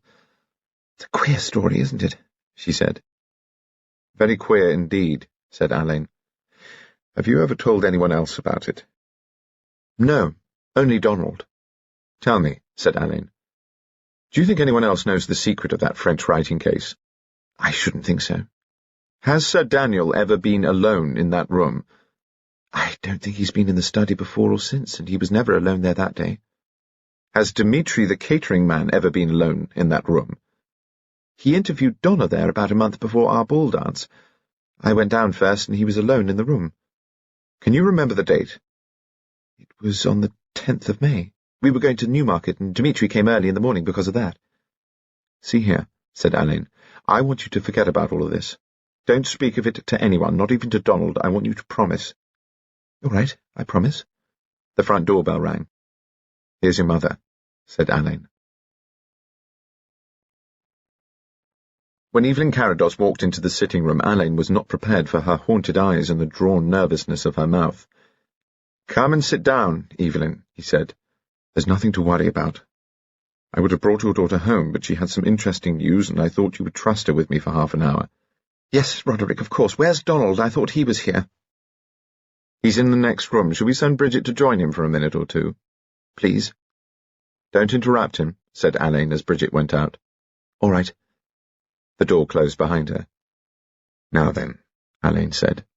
There's no need for you to fuss about Bridget. She's been, on the whole, a very sensible young person, and her only fault is in giving a commonplace visit the air of a secret elopement. Was that all that worried you? No. It's Herbert. He stayed indoors all day, and he never takes his eyes off me. I asked my secretary, Miss Harris, to join us at tea, because I thought if she was there it might be a little easier. Most unfortunately, poor Miss Harris began to speak to Bridget about Bunchy. She said she'd been reading a book on famous trials, and somehow or other the word blackmail cropped up. I looked up to find Herbert's eyes fixed on me with an expression of knowing terror. He didn't go with the others after tea, but hung about the room watching me. Suddenly he said, "You were very friendly with Robert Gospell, weren't you?" Then he asked me to show him my bank book. I put him off by saying I couldn't find the book. Suddenly he asked me if Bunchy had ever called when I was out. He sat glaring at me, and then he said, did he know anything about old furniture? Alleyn glanced up quickly. Old furniture? It sounds demented, doesn't it? Then Herbert said, antiques, pieces like the escritoire in my study. I said, Herbert, what are you talking about? And he said, I suppose I'm going to pieces. I feel I have been surrounded by treachery all my life. I asked him how he could talk like that.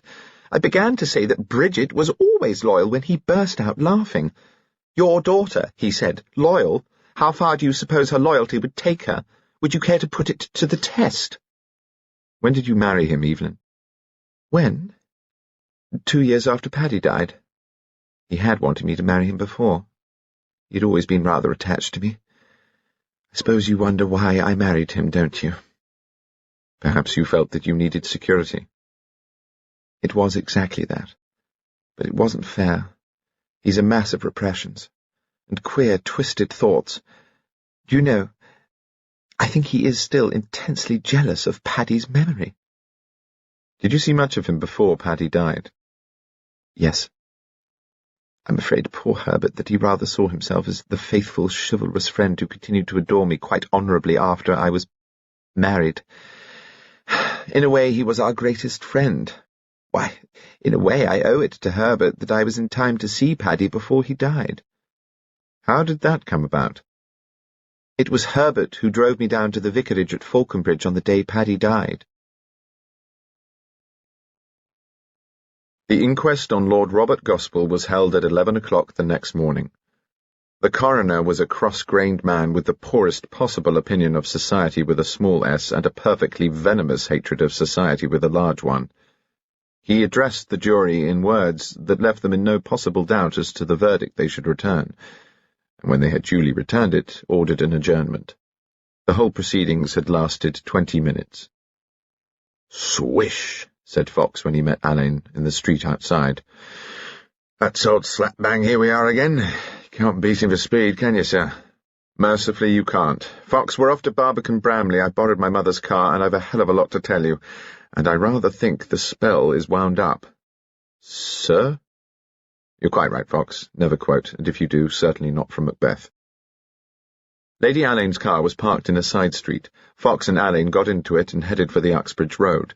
On the way, Alleyn related Bridget's and Donald's and Lady Carados's stories.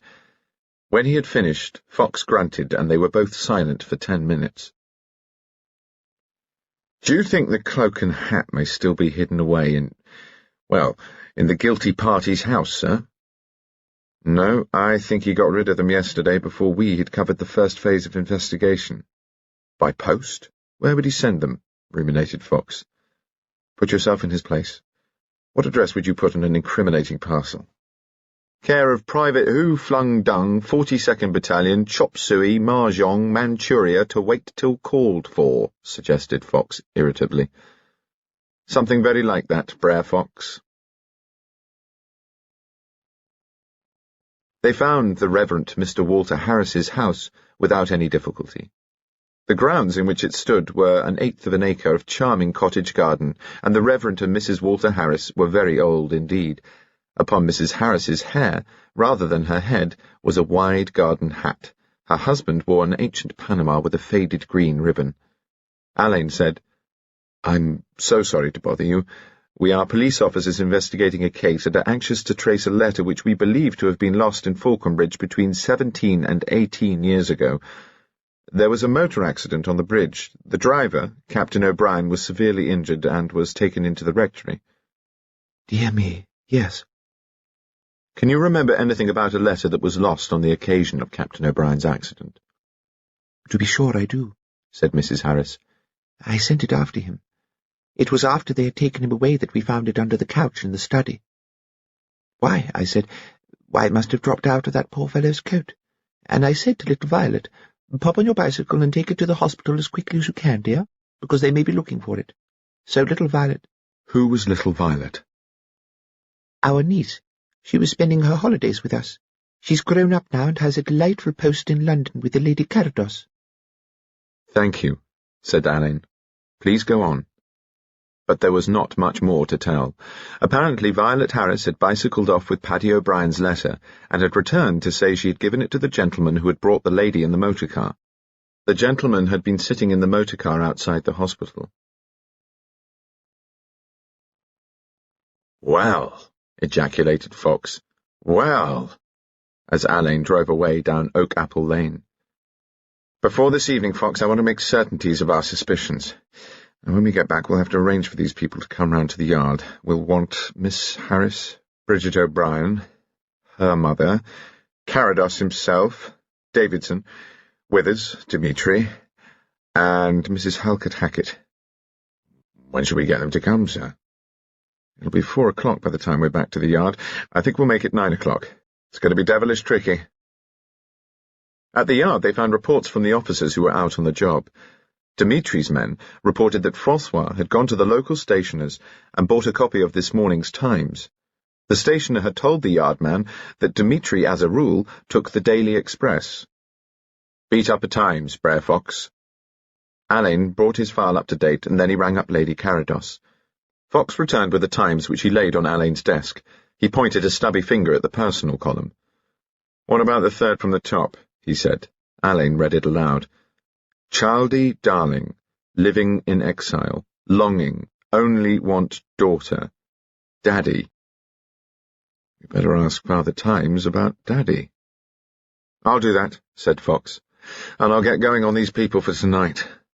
Thank you, Fox. I must report to the AC. Ask them to show Lady Carados up here and ring through when she arrives." On his return to his own room, he found Fox was waiting for him. "Lady Carados is downstairs, sir." "Go and bring her up, Fox, will you?" Fox turned in the doorway. "I've got onto the Times," he said. "The Childie darling thing came by mail with a postal order for double rates and a request that it should appear very particular in this morning's edition. The note said the advertiser would call to collect the change, if any, and was signed W.A.K. Smith. Address G.P.O. Erith. Postmark? They'd lost the envelope, but he'll look for it. The writing," said Fox, "was in script on common notepaper. There's one other thing. A clerk at the main Western District reported that during the rush hour yesterday someone left a parcel on the counter. It was soft, about the right weight, and had 5 bob in twopenny stamps on it. He remembers the address was to somewhere in China, and it was written in script. So, my private who-flung dung may have been a fair guess. We've got on to Mount Pleasant, and it's too late. A parcels post went out to China this afternoon." "Blast," said Alleyn. "I'll be off," said Fox, "and get her ladyship." While he waited for Lady Carados, Alleyn cut the little notice out of the Times, and taking out Mrs. Halkett Hackett's gold cigarette case, opened it, and neatly gummed the notice inside the lid. Fox showed Lady Carados in and went away. "Evelyn, I want you to give me permission to talk to your husband in front of you about Paddy O'Brien." "You mean, tell him that we were not married?" "I should not do it if it wasn't vitally necessary. I do not believe, Evelyn, that he would—" Alleyn hesitated. "That he would be as shocked as you imagine. It will certainly help us to see justice done on your blackmailer." She looked at him. Quite deliberately, he used the whole force of that thing people call personality. She raised her hands and let them fall limply back on her lap. "Very well. I'll do whatever you think best, Roderick." The merciless scent of flowers was so heavy that it hung like mist on the cold air. The room was crowded with flowers. In the centre, on 3 shrouded trestles, Robert Gospell's body lay in its coffin. It was the face of an elderly baby dignified by the possession of some terrific secret. Alleyn was not troubled by the face. All dead faces looked like that. But the small fat hands which in life had moved with staccato emphasis were obediently folded, and when he saw these, his eyes were blinded by tears. After a minute he went out into the hall. In the doorway he met Troy. He heard his own voice saying, "Hello. You're going to save my life. It's nearly 5.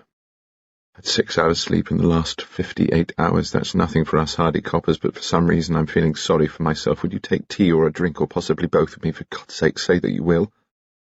"Very well. Where shall we go?" "My flat, unless you object to my flat." "I'm not a debutante," said Troy. "I don't think I need coddle my reputation." "Your flat let it be."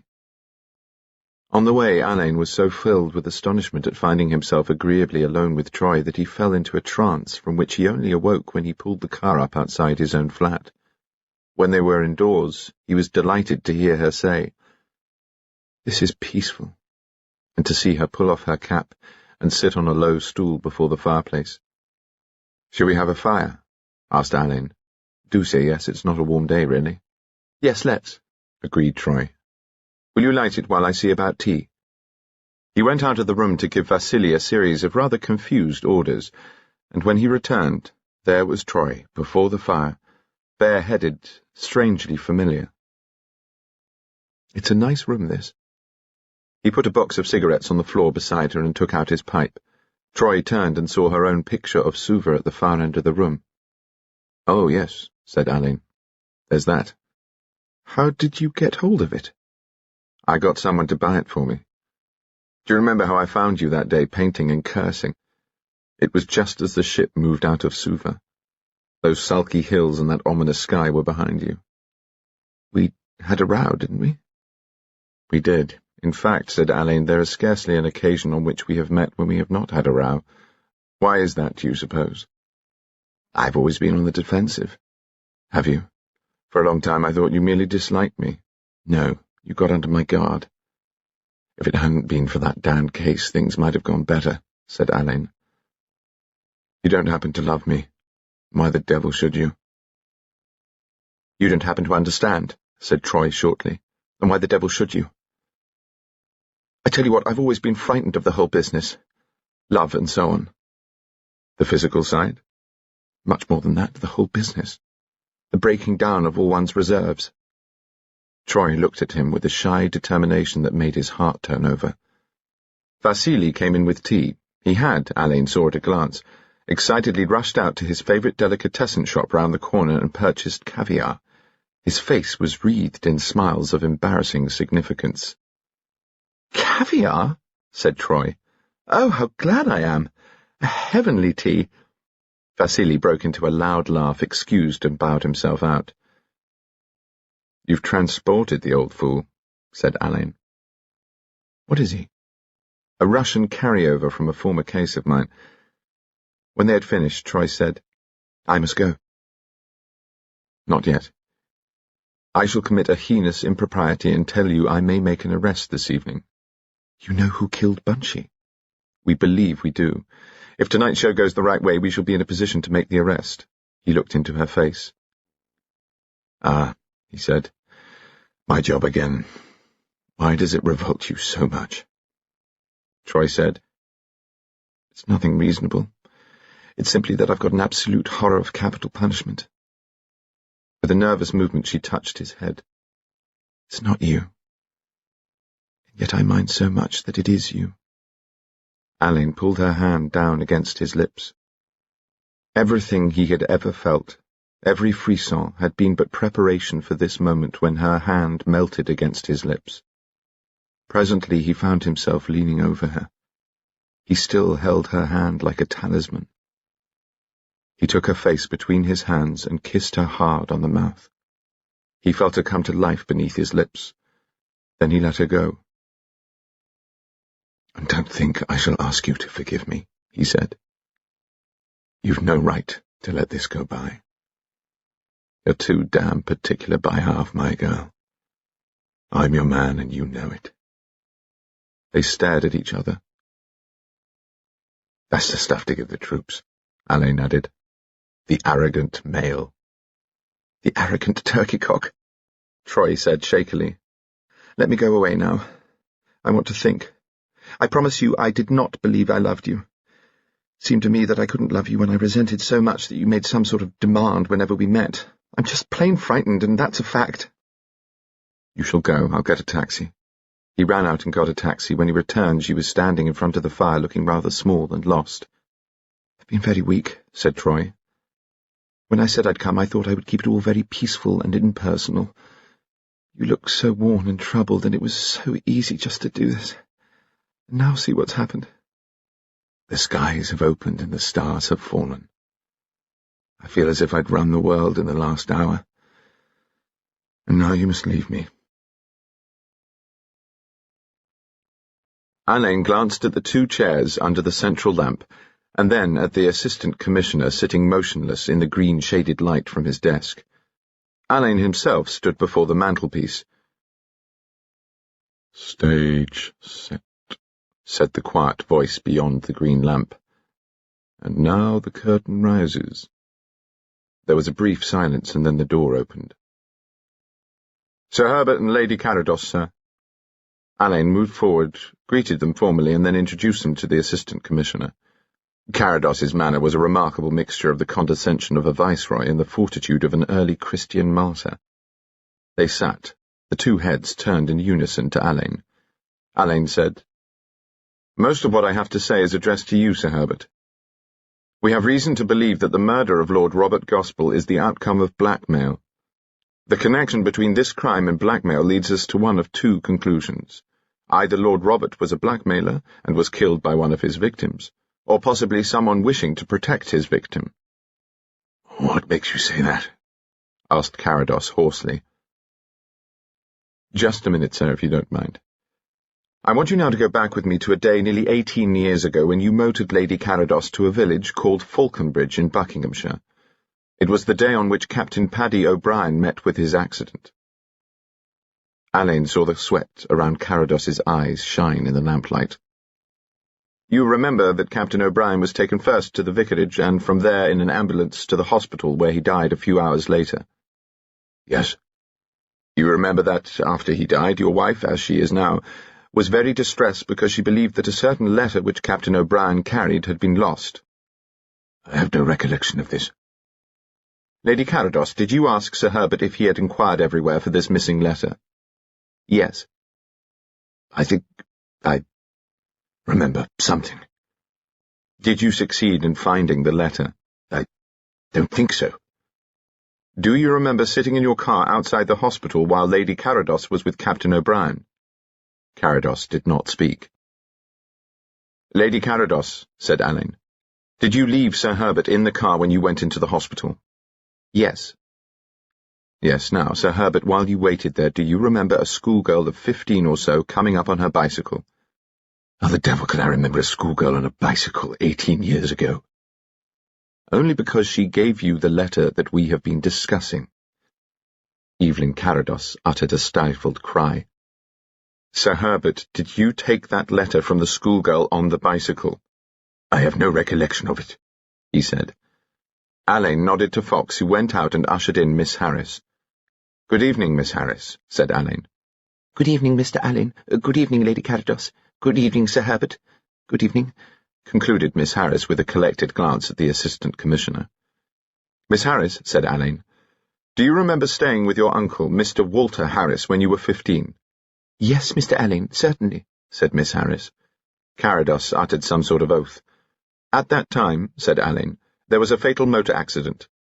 "To Captain O'Brien, yes, Mr. Alleyn." "Good Lord," ejaculated Alleyn involuntarily. "Do you mean to say that you have realized that—" "I knew Captain O'Brien was Lady Carados's first husband, naturally." "But," said Alleyn, "did you never think of telling Lady Carados that there was this link between you?" "Oh, no," said Miss Harris. "It would not have been at all my place to bring it up. When I was given the list of vacant posts at the Friendly Cousins Registry Office, I thought this seemed the most suitable, and I said to my friend Miss Smith, 'What an extraordinary coincidence. because when I learned of Lady Carados's former name, I realized it must be the same, and I said to Smithy, I think that must be an omen. So I applied for the post. I see, said Alleyn. And do you remember Sir Herbert, too? Oh, yes. Sir Herbert was the gentleman in the car. You see, I had the pleasure of returning a letter that had been left behind at the vicarage. That is an absolute lie, said Carados loudly. Pardon me, said Miss Harris, but I am speaking the truth. Thank you, Miss Harris, said Alleyn quickly. Would you mind waiting outside for a moment, Fox? Fox shepherded her out. By God, began Carados, if you take the word of a— Wait a moment, said Alleyn. Our case, Sir Herbert, is that you did in fact take this letter, and never gave it to the lady who afterwards married you. Our case is that you kept it for 18 years in the drawer of a writing desk in your study. Lady Carados spoke directly to her husband. All these years you have watched me, and known how much I suffered. You hid the letter. You knew I was being blackmailed. You've always been jealous of Paddy. You wrote those letters. It's you. Carados shook his head from side to side. No, he said. No, Evelyn, no. Sir Herbert, said Alleyn, do you deny you kept this letter in the secret drawer of that desk? Yes. Fox went out and returned with Bridget. Lady Carados gave a little cry and caught at her daughter's hand. Miss O'Brien, said Alleyn, you told me that on one occasion when you were alone in the study of your stepfather's house, you examined the miniature writing cabinet in that room. You told me that when you pressed a tiny screw, a triangular drawer opened out of the cabinet, and that there was a letter in it. Is this true? It's quite true, said Bridget. Your stepfather came into the study at this juncture? Yes. What was his attitude when he saw what you had done? He was very angry indeed. What did he do? He twisted my arm and bruised it. A lie! The child has always hated me. Everything I try to do for her. A lie! A wicked, spiteful lie! Fox, said Alleyn, will you ask Sir Daniel to come in? Sir Daniel came in almost immediately. Sir Daniel, said Alleyn, I've asked you to come in as I understand you were witness to a scene which Miss O'Brien has just described to us. On this particular visit you went into the study and talked to Miss O'Brien about a small French writing cabinet. You told her that there was probably a secret drawer in the box. Then you went upstairs to see Lady Carados. Yes. When you returned, were Miss O'Brien and Sir Herbert together in the study? Yes, said Davidson, and set his lips in a firm line. Sir Daniel, did you examine Miss O'Brien's arm when you returned to the study? I did, said Davidson, turning his back on Carados. What did you find? A certain amount of contusion. To what cause did you attribute these bruises? They suggested that the arm had been tightly held and twisted. What were the relative positions of Sir Herbert and his stepdaughter when you came into the study? He held her by the arm. Would it be correct to say he was storming at her? He was shouting a good deal, certainly, said Davidson dryly. Thank you, Sir Daniel. Will you and Miss O'Brien wait outside? We'll see Mr. Dmitri. Davidson and Bridget both went out. Dmitri was ushered in by Fox. He was very sleek, oil on his hair, scent on his person. He bowed extensively. Good evening, my lady. Good evening, gentlemen. Mr. Dmitri, Alleyn began, Stop! Carados had got to his feet. He slowly extended his arm and pointed to Dmitri. The action was both ridiculous and alarming. What's he doing here? My God, now I know. Well, Sir Herbert, what do you know? Stop, I tell you. I did it. I confess everything. I did it. You did what, Sir Herbert? It was the AC's voice, very quiet and matter-of-fact. I kept the letter, for God's sake, Carados said. Let this go no further. It's a private matter between my wife and myself. It has gone much further than that, said Alleyn. Did you not in fact write blackmailing letters to your wife purely in order to torture her mind? You fool! Shouted Carados. It is I who have dreaded what might happen. The letter was stolen. Stolen! Now, said Alleyn, it seems we are going to get the truth. When did you miss the letter? It was when we came back from Newmarket. That evening I was alone in my study, and being there I tried the hidden drawer. It was empty. And do you know who was alone in my room on May the 9th? Yes, said Alleyn. It was Mr. Colombo Dmitri. Ah, said Carados shakily. Ah, now we're getting at it. Lady Carados, do you believe that the only source from which your blackmailer could have got his information was the letter lost on the day of Captain O'Brien's accident? Yes. Alleyn took an envelope from his pocket. Was the blackmailing letter written in a similar style to this? It was exactly like that. If I tell you that the lady to whom this letter is addressed had been blackmailed as you have been blackmailed, and that we have positive evidence that the man who wrote this address was Colombo Dmitri, are you prepared to charge him with blackmail? Yes. It is completely false, said Dmitri. I shall sue for libel. His face was ashen. Before we go any further, said Alleyn, I think I should explain that Lord Robert Gospell was in the confidence of Scotland Yard as regards these blackmailing letters. He was working for us on the case. We've got his signed statement that leaves no doubt at all that Mr. Dmitri collected a sum of money at a concert held at the Constant Street Hall on Thursday, June the 3rd. Lord Robert actually watched Mr. Dmitri collect this money. On June the 8th, Lady Carados gave a ball at Marsden House. Lord Robert was there. He also knew that Lady Carados was the victim of blackmail. Is that right, Lady Carados? Yes.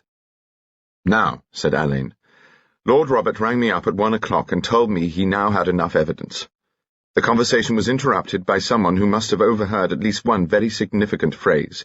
2.5 hours later, Lord Robert was murdered. Dmitri screamed. False! False! I am not an assassin! I am innocent! Cristo mio, I am innocent! He burst into tears. I am innocent! He sobbed. The blessed saints bear witness to my innocence! Unfortunately, said Alleyn, their evidence is not acceptable in a court of law. Will you ask Mrs. Halkett Hackett to come in, please, Fox? Mrs. Halkett Hackett, looking like a beauty specialist's mistake, came into the office. She sat down and drew up her bust until it seemed to perch like some superstructure on a rigid foundation. Then she saw Lady Carados. An extraordinary look passed between the two women. Mrs. Halkett Hackett, said Alleyn, you have told me that after a charade party you gave in December you found that a document which you valued was missing from a box on your dressing table. Had this man, Colombo Dmitri, an opportunity of being alone in this room? Why, yes, she said. He certainly had. Lord Robert sat near you at the Sermione Quartet's concert on June the 3rd. Do you remember that this man, Colombo Dmitri, sat not very far away from you? Why, yes. Your bag was stolen that afternoon? Yes. She looked again at Lady Carados, who suddenly leant forward and touched her hand. I'm so sorry, she said. I too. Indeed, you have nothing to fear from us. We have suffered too. I have made up my mind to hide nothing now. Will you help by also hiding nothing? Oh, my dear, said Mrs. Halkett Hackett in a whisper. Would it have been possible for Dmitri to have taken your bag while you were out of the concert room? Said Alleyn. Lord Robert must have seen, said Mrs. Halkett Hackett. Lord Robert did see. The dead? Cried Dmitri. I cannot be accused by the dead! Alleyn took from his pocket the cigarette case with the medallion.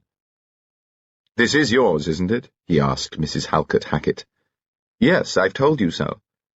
You left it in the green sitting room at Marsden House? Yes. You had seen Lord Robert coming upstairs? Yes. Alleyn nodded to Fox, who again left the room. After you had joined your partner in the other sitting-out room, you discovered the loss of your case. Yes, I did. Your partner fetched it. She wetted her lips. Yes. The door opened and Withers walked in after Fox. Hello, he said. What's the idea? I have invited you to come here, Captain Withers, in order that the Assistant Commissioner may hear your statement about your movements on the night of the ball at Marsden House. I have discovered that although you left Marsden House at 3:30, you did not arrive at the Matador nightclub until 4:15. You therefore have no alibi for the murder of Lord Robert Gospell. Withers looked at Mrs. Halkett Hackett with a sort of sneer. She can give me one. She looked at him and spoke to Alleyn. Between the time we left the ball and the time we got to the Matador, Captain Withers drove me about in his car. I was afraid of my husband. I'd seen him watching me. I wanted to talk to Captain Withers. Very well. Now, to return to Marsden House, you told me that at 1 o'clock you were in the sitting room at the head of the stairs. You did not tell me that you were also in the telephone room. Why should I? Said Withers. You were in the telephone room with Mrs. Halkett Hackett before you went to the other room. You returned to it from the other room to fetch this. Alleyn's long arms shot up. 7 pairs of eyes were concentrated on the gold cigarette case with the jewelled medallion. "Where did you find this case?" "On a table in the room with the telephone. When I asked you yesterday if you overheard Lord Robert telephoning in this room, you denied it. There wasn't anybody in the room when I fetched the case. Is there any reason why anybody, say Mr. Dmitri, should not have gone into the telephone room after you left it with Mrs. Halkett Hackett and before you returned for the case?" "No reason at all." "Dmitri," said Alleyn, "have you seen this case before?" "Never." "Take it in your hands. Look at it." Dmitri took the case. "Open it." Dmitri opened it. From where Alleyn stood, he could see the little cutting from the Times. Dmitri saw it too. His eyes dilated. The case dropped through his hands to the floor. He pointed a shaking finger at Alleyn. "I think you must be the devil himself," he whispered. "Fox," said Alleyn, "will you pass the case round?" It passed from hand to hand. Withers seemed quite unmoved by the cutting. The Caradoses both looked blankly at it, and passed it on. Mrs. Halkett Hackett opened the case and stared at the scrap of paper. "This wasn't here before," she said. "What is it? Who put it here?" "I'm sorry," said Alleyn. "It will come off quite easily." He took the case from her. Dmitri suddenly leapt to his feet. "Sit down, Mr. Dmitri," said Alleyn. "I am going. I can endure no longer.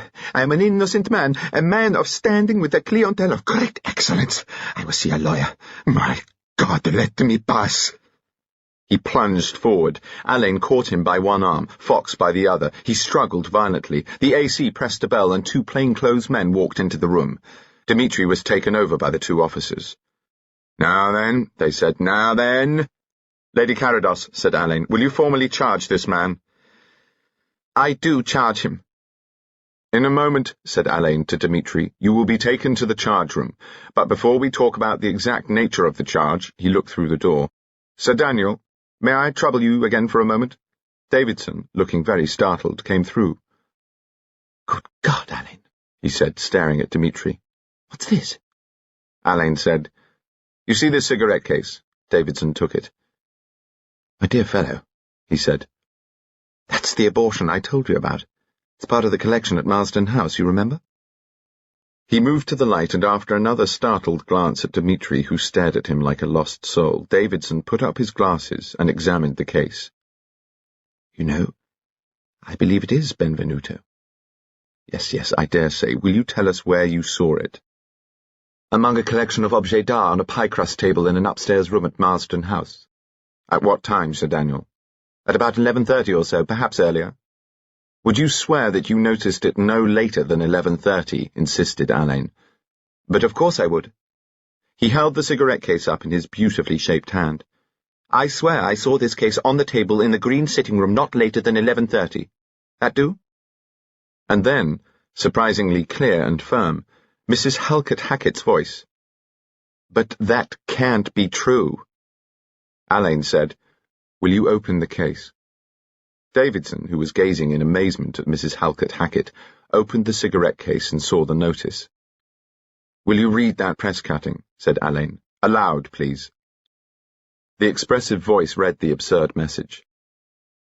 "Childie, darling, living in exile, longing, only want daughter, daddy." "What in the name of all wonders is this?" "We believe it to be a murderer's message," said Alleyn.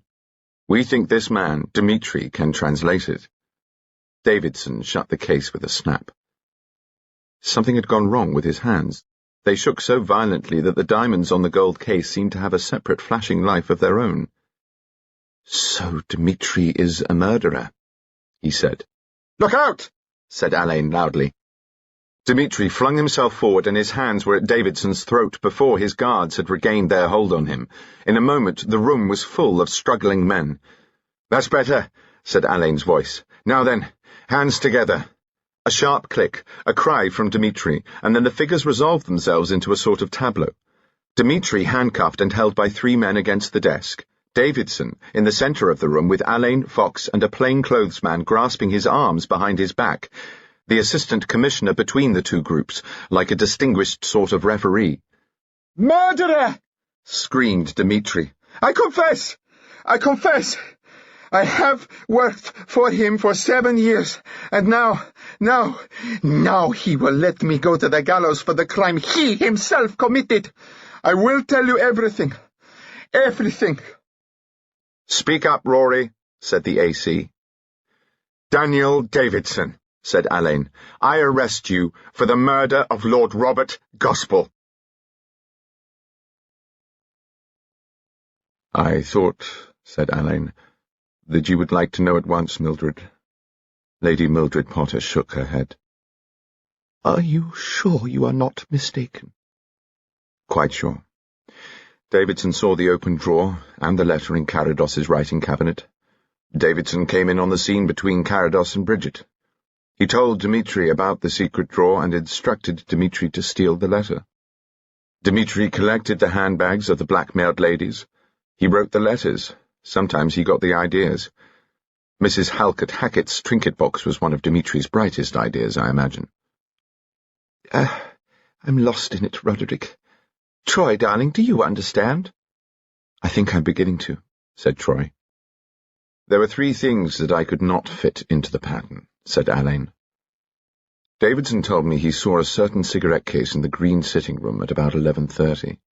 We found that the cigarette case in question was only in this room for about 4 minutes around about 1 o'clock, during which the telephone conversation took place. Why should Davidson lie? He had thought the case was one of the Marsden House possessions. He stated that he did not overhear the conversation and indeed did not return to the room after 11:30.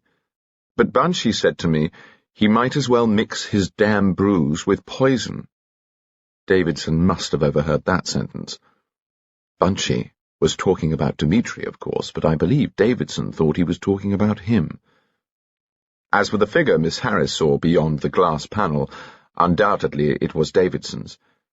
Then there is the other cigarette case, I mean the weapon. On the morning after the murder, I asked to see Davidson's case. He showed me a case that was certainly too small for the job. I noticed how immaculate it was, looked closely at it, and found traces of plate powder in the tooling. We learnt that Davidson's cases were cleaned the morning before the ball and had not been touched after the ball. This case shone like a mirror, and I would have sworn had not been used since it was put in his pocket. It looked as if he had lied when he said it was the case he took to Marsden House. And then there was the condition. Is Mildred asleep? "Yes," said Lady Mildred. "Do you mind very much, dear Roderick, if I go to bed? Troy, my dear, you will look after poor Roderick, won't you? I don't know where Donald is just now." "I think he took Bridget Carados home," said Alleyn, opening the door for Mildred. Evelyn and her husband wanted to be alone, and Donald was in the waiting room looking hopeful. "He seems to be very attached to her," said Mildred. "Is she a nice girl, Roderick?" "Very nice. I think she'll look after him." Alleyn shut the door after her and returned to Troy, who looked sideways at him. "How extraordinarily well-trained your eye must be, to notice the grains of plate powder in the tooling of a cigarette case. Could anything be more admirable? What else did you notice?" "I noticed that, although your eyes are grey, there are little flecks of green in them. I noticed that the 3rd finger of your left hand has a little spot of vermilion on the inside where a ring should hide it." "Please tell me the end of the case." "All right. Where was I? You'd got to the 3rd point against Davidson." "Yes. The 3rd point was in the method used in committing the crime. The only real mark of violence was the scar made by the cigarette case. A doctor would realize how little force was needed, and Bunchy's doctor would know how great an ally that weak heart would be. He kept his head marvellously when I interviewed him, did Sir Daniel. We're searching his house tonight. Fox is there now. I don't think we'll find anything except the lethal cigarette case, but I've more hopes of Dimitri's desk." "What about the cloak and hat?" "That brings us to a very curious episode. This afternoon we heard of a parcel that had been dumped at the main Western office during the rush hour yesterday. It was addressed to somewhere in China, and when I was in Davidson's waiting room I saw several illustrated brochures appealing for old clothes for the Central Chinese Medical Mission at God knows where. It's our purpose, my dear Troy, to get one of those brochures and write to the Central Chinese Mission asking for further information. There's one other point which has been kindly elucidated by the gibbering Dmitri. This morning, he sent his servant out for a Times. When we heard of this, we had a look at the Times, too. We found the agony column notice that read like this: "Childie, darling, living in exile, longing, only want daughter, daddy." And we noticed in our brilliant way that the initial letters read C.D. lie low, D.D., which might not be too fancifully elaborated into Colombo Dmitri lie low, Daniel Davidson. And in fact Mr. Dmitri confessed to this artless device. It was arranged, he said, that if anything unprecedented, untoward, unanticipated ever occurred, Davidson would communicate with Dmitri in precisely this manner. What about Dmitri and Withers? Duly charged. The one with blackmail, the other with running a gaming house. They are extremely nasty fellows. Now, Troy, I love you more than anything in life. I've tried humility. I've tried effrontery. If you can't love me, tell me so, and please, let us not meet again, because I can't manage meeting you unless it is to love you. Troy looked solemnly at him. I know my mind at last, she said. I couldn't be parked. Darling, darling Troy. I do love you. Very much indeed. Wonder of the world, cried Alleyn, and took her in his arms.